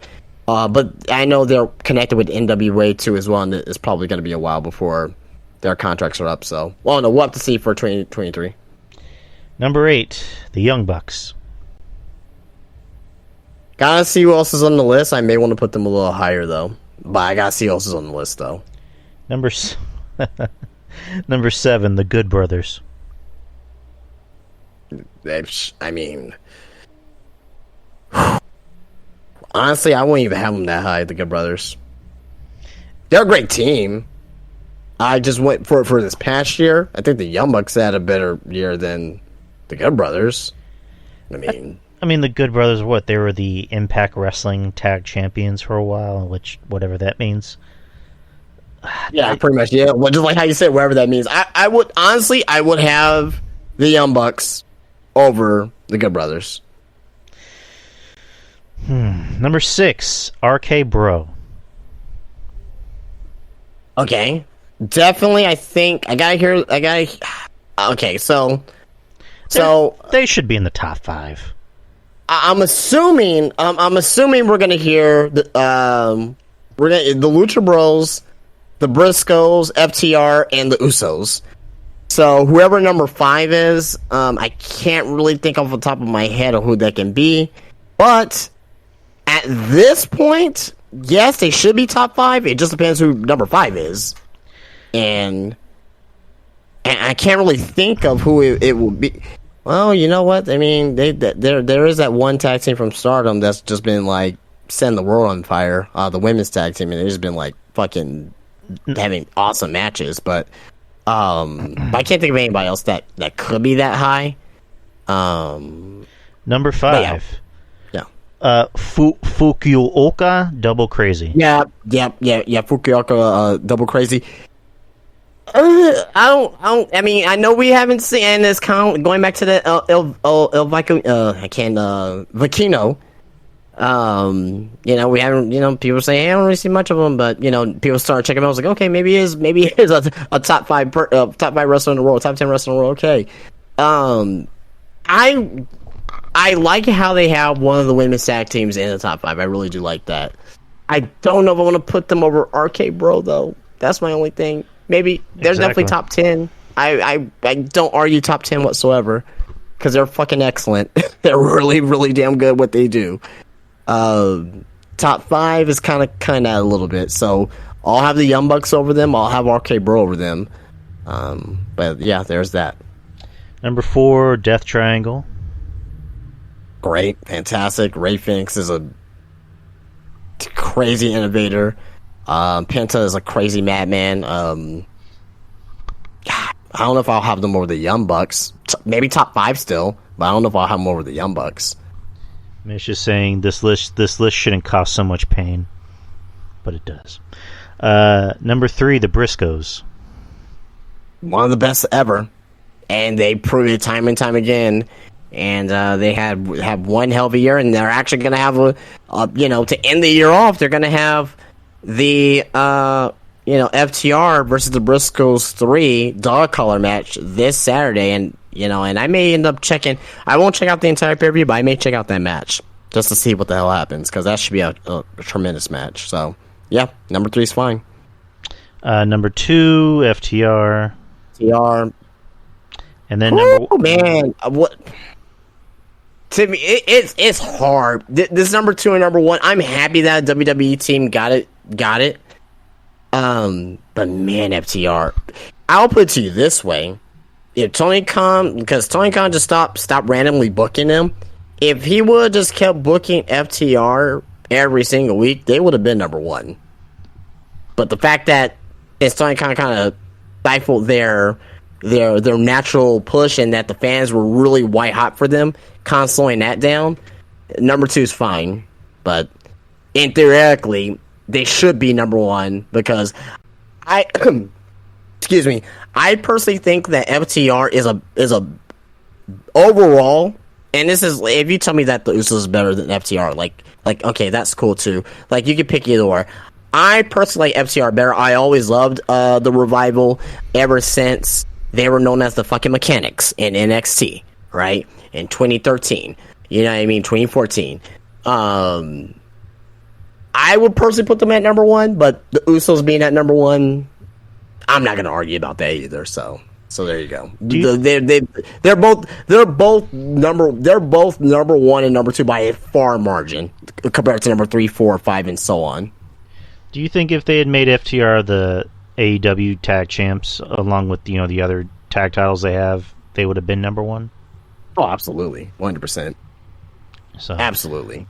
And then, of course, number 1, the Usos, which it's well deserved. I mean, I think number 1 and number 2 is number 1 and number 2 can be interchangeable, because I don't think it's really you're not really wrong on who you choose as number 1 and number 2, because the Usos have been the tag champ for over a year, and granted, they've been in one of the most dominant factions in the past decade, pretty much. And decade, that's fair to say, past decade. Yeah. And FTR have reinvented themselves ever since they left WWE, and they've made a big name for themselves. So, and I like FTR. I'm a fan. Every now and then I like to be a fan of kind of like that old school chain wrestling, mat wrestling. So I like them. It's one of those things of just like, I wish they would be used more prominently in their own company rather than in other companies. So, top 1 and top 2, that's fair. But like you said, if FTR was number one, it would have been just as good. So, Yeah.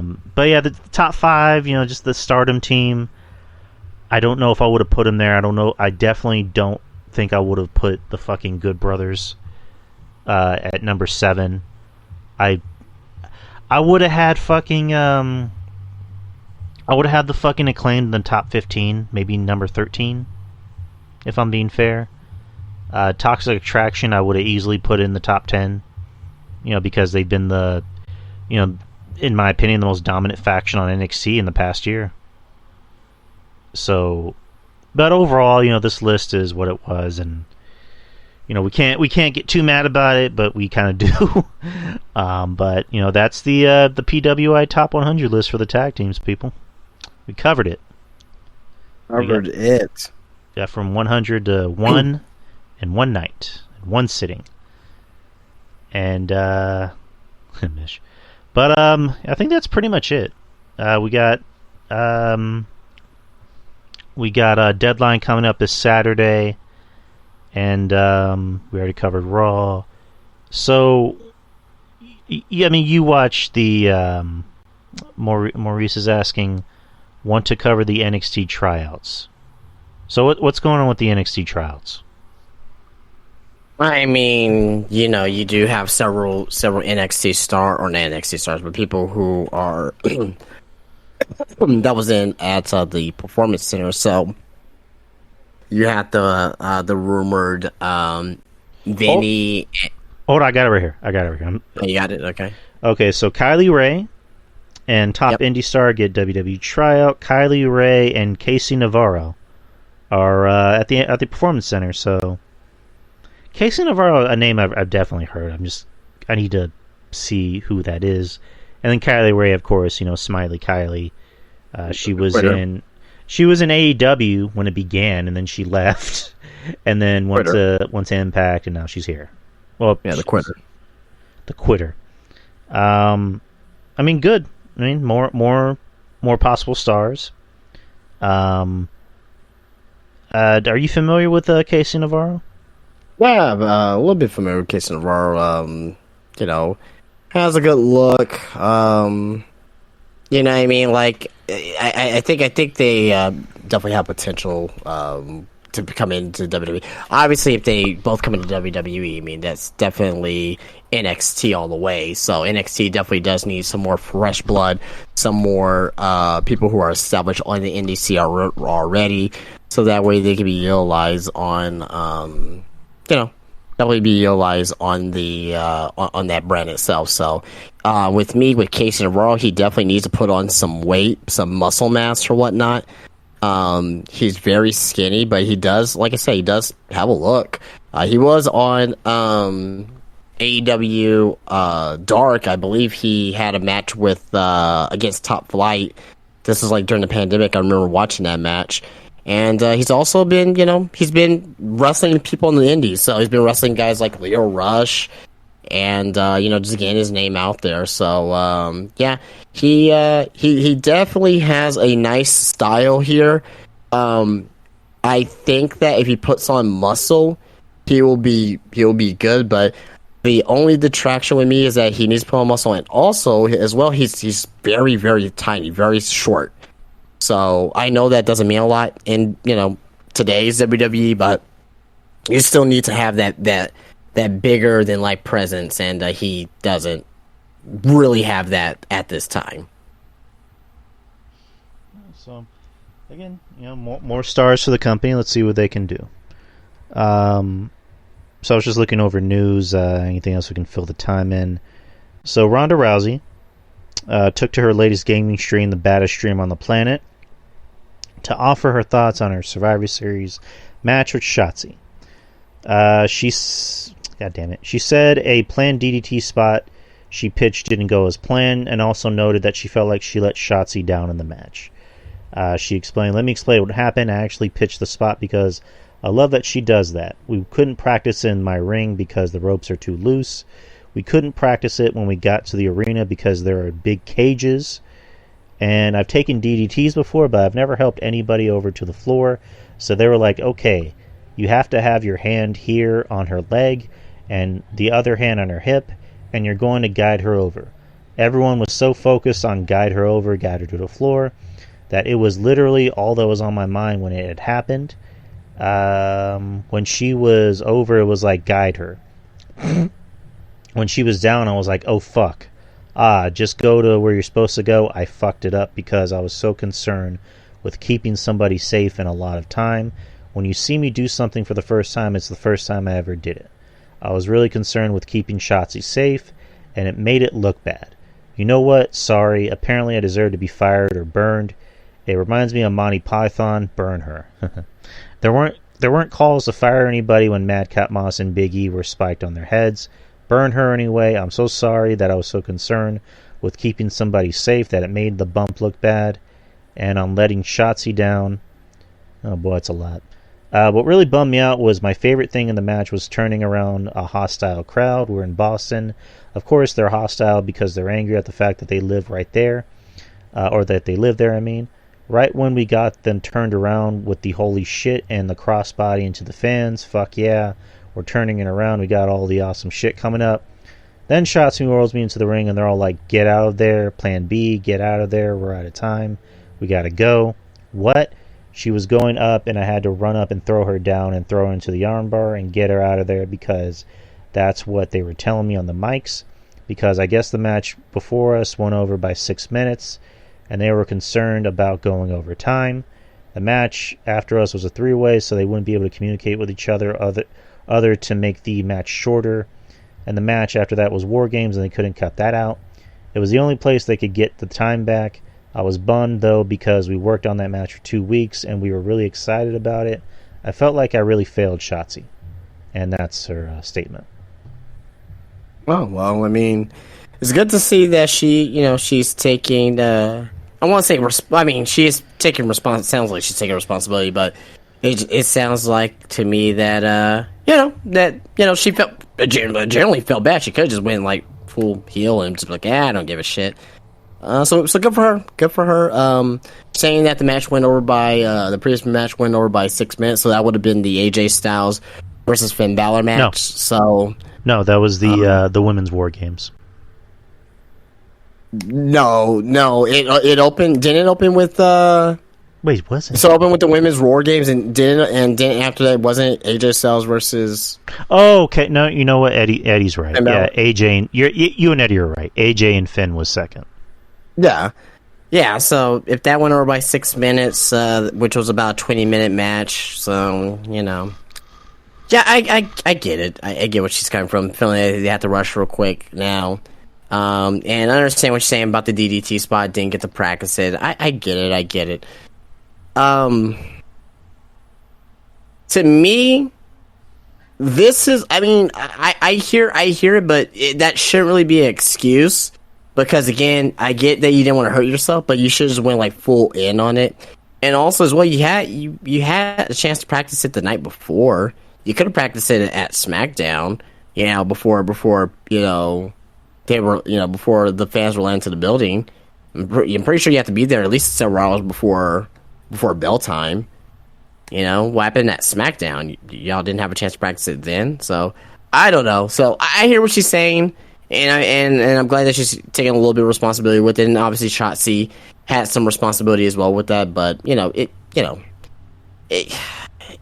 think they could have had a chance to practice that spot previously. It didn't just have to be at her ring or excuse me, or before War Games. So yeah, I mean, whatever.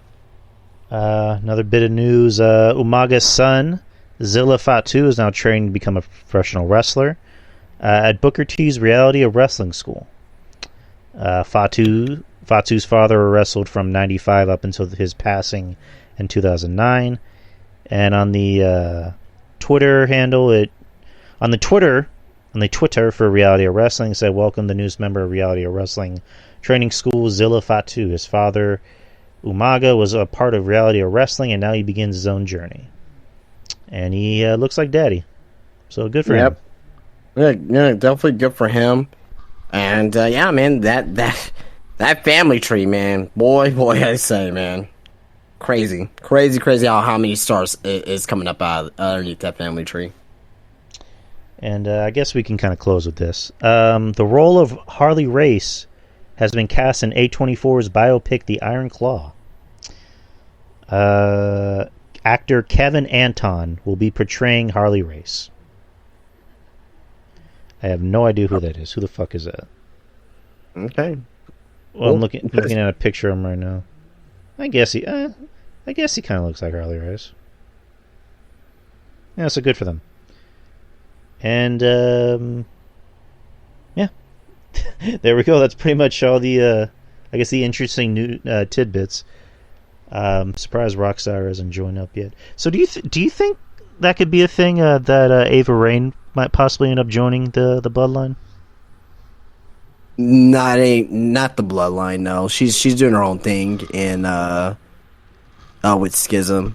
I don't think that is necessary. So are you almost positive that this kid, Umaga's kid, is more than likely going to join pretty soon, whenever he does get up there? If he should start wrestling, it's gonna be years before he gets to WWE. So, yeah. Well, when did Solo start? Did Solo start like last year or the year before? No, I think he was in the Indies for a little bit. Really? Because like I remember when he joined the Performance Center, like, it seemed like he was like already like just there. Hold on, let me look at him. Let me look him up. Yeah, he was in the Indies for a little bit. Okay, Solo. Like I think he was in the Indies for like a couple of years. I want to say. I mean, I'm not 100% sure, but says here he was trained by Rikishi. Right. And debuted on April 29th of 2018. But it's not saying where. I mean, so 2018, he came in his first match in WWE was last year, so. Mitch is saying AWF FSW Nevada. Yeah. Yeah, I was going to say, like, he didn't just jump right in, You can't be that, I won't say he's that polished, he's still raw, but, like, you can't be that good that early. I mean, maybe you can, but, yeah, no. I mean, obviously, you look at Logan Paul, but, yeah, no, he definitely spent some time on the Indies, for sure. And apparently, Ricky Starks is a fan of his. Like, Ricky Starks, I guess, shouted him on Twitter. All right. Solo? Yeah, Ricky Starks, he shouted him out on Twitter. Oh, yeah. I think I did see that recently, yeah. Okay, maybe I shouldn't have. Is posting. Apparently, it's not Mish. So, championships and accomplishments. He was the AWF Arizona Wrestling Federation champion.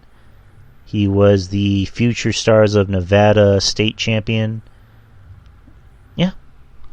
So yeah, he was their world champion at one point. But anyways, that's all we have for tonight. Justin, pleasure as always.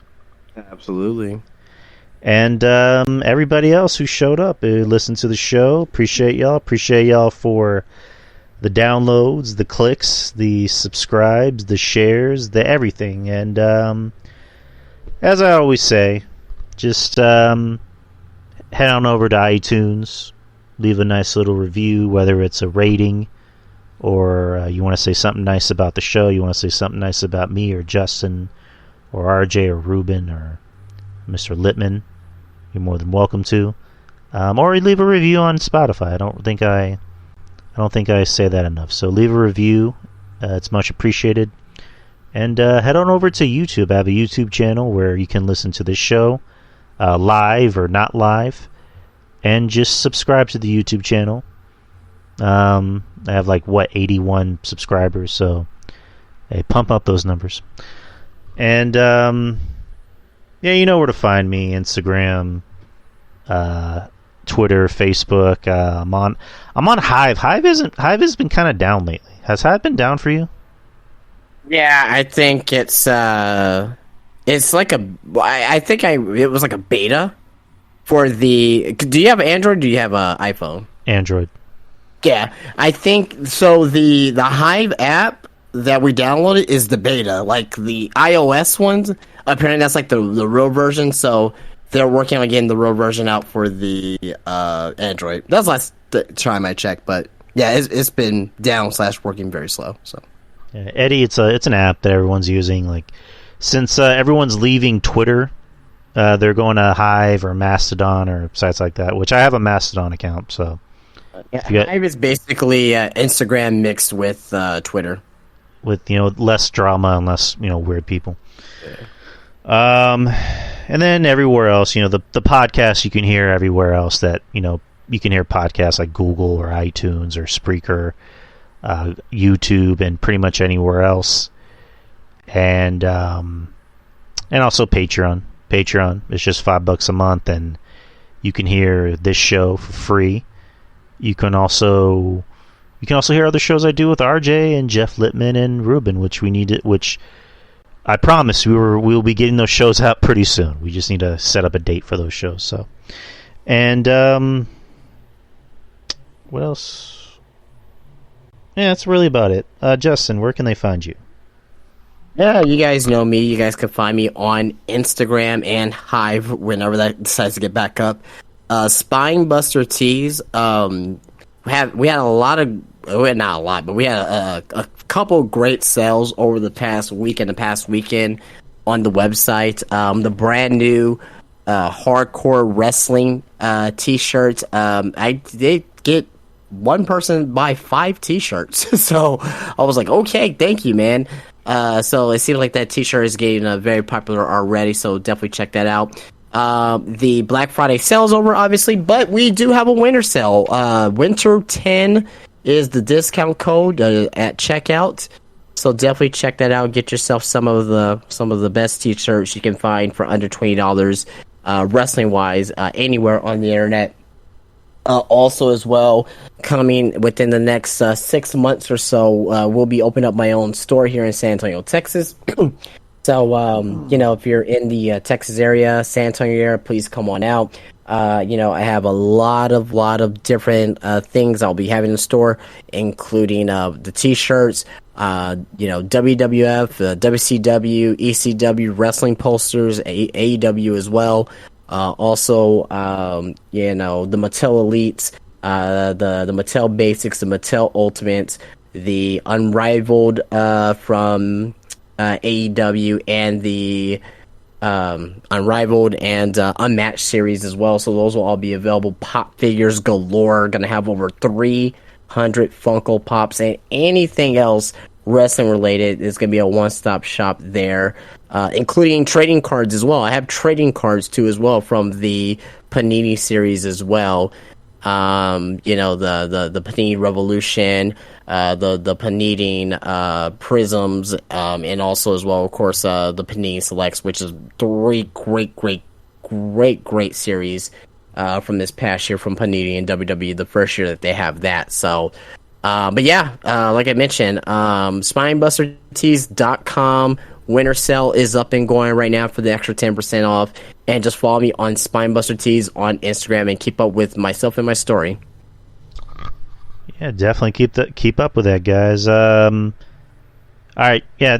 Shout out to everybody. Wrestling Soup. Mish is the reason why I'm on here. So thank Mish. Mish is the man. Kevin Castle, John Draper, the rest of the Breaking the Apocalypse guys, Shaheen, B-Show, Clark Street Wrestling Podcast, our boy RJ. Jesus. Mitch, RJ, Ruben Prime, Jeff Littman, Monty.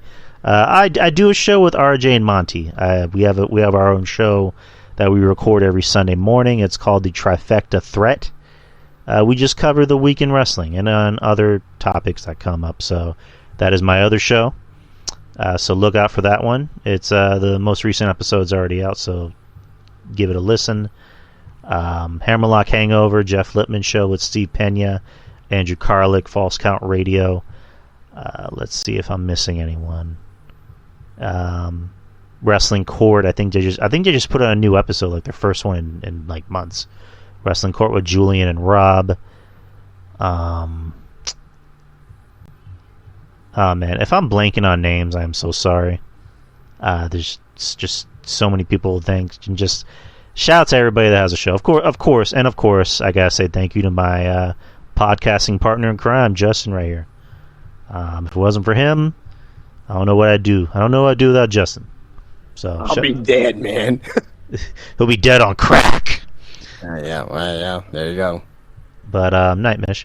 But shout out to everybody else who listens to the show and who supports us, and don't forget the year-end show will be coming up on the 30th. So make sure to pack these questions in with as many questions as your heart can contain, as our hearts can contain. But anyways, guys, from me and from Justin and me to you guys, thank you guys, and have a good night. And we'll see you next week, same time, same show, and same channel. Peace. Same bad time, same bad channel. Peace out, guys.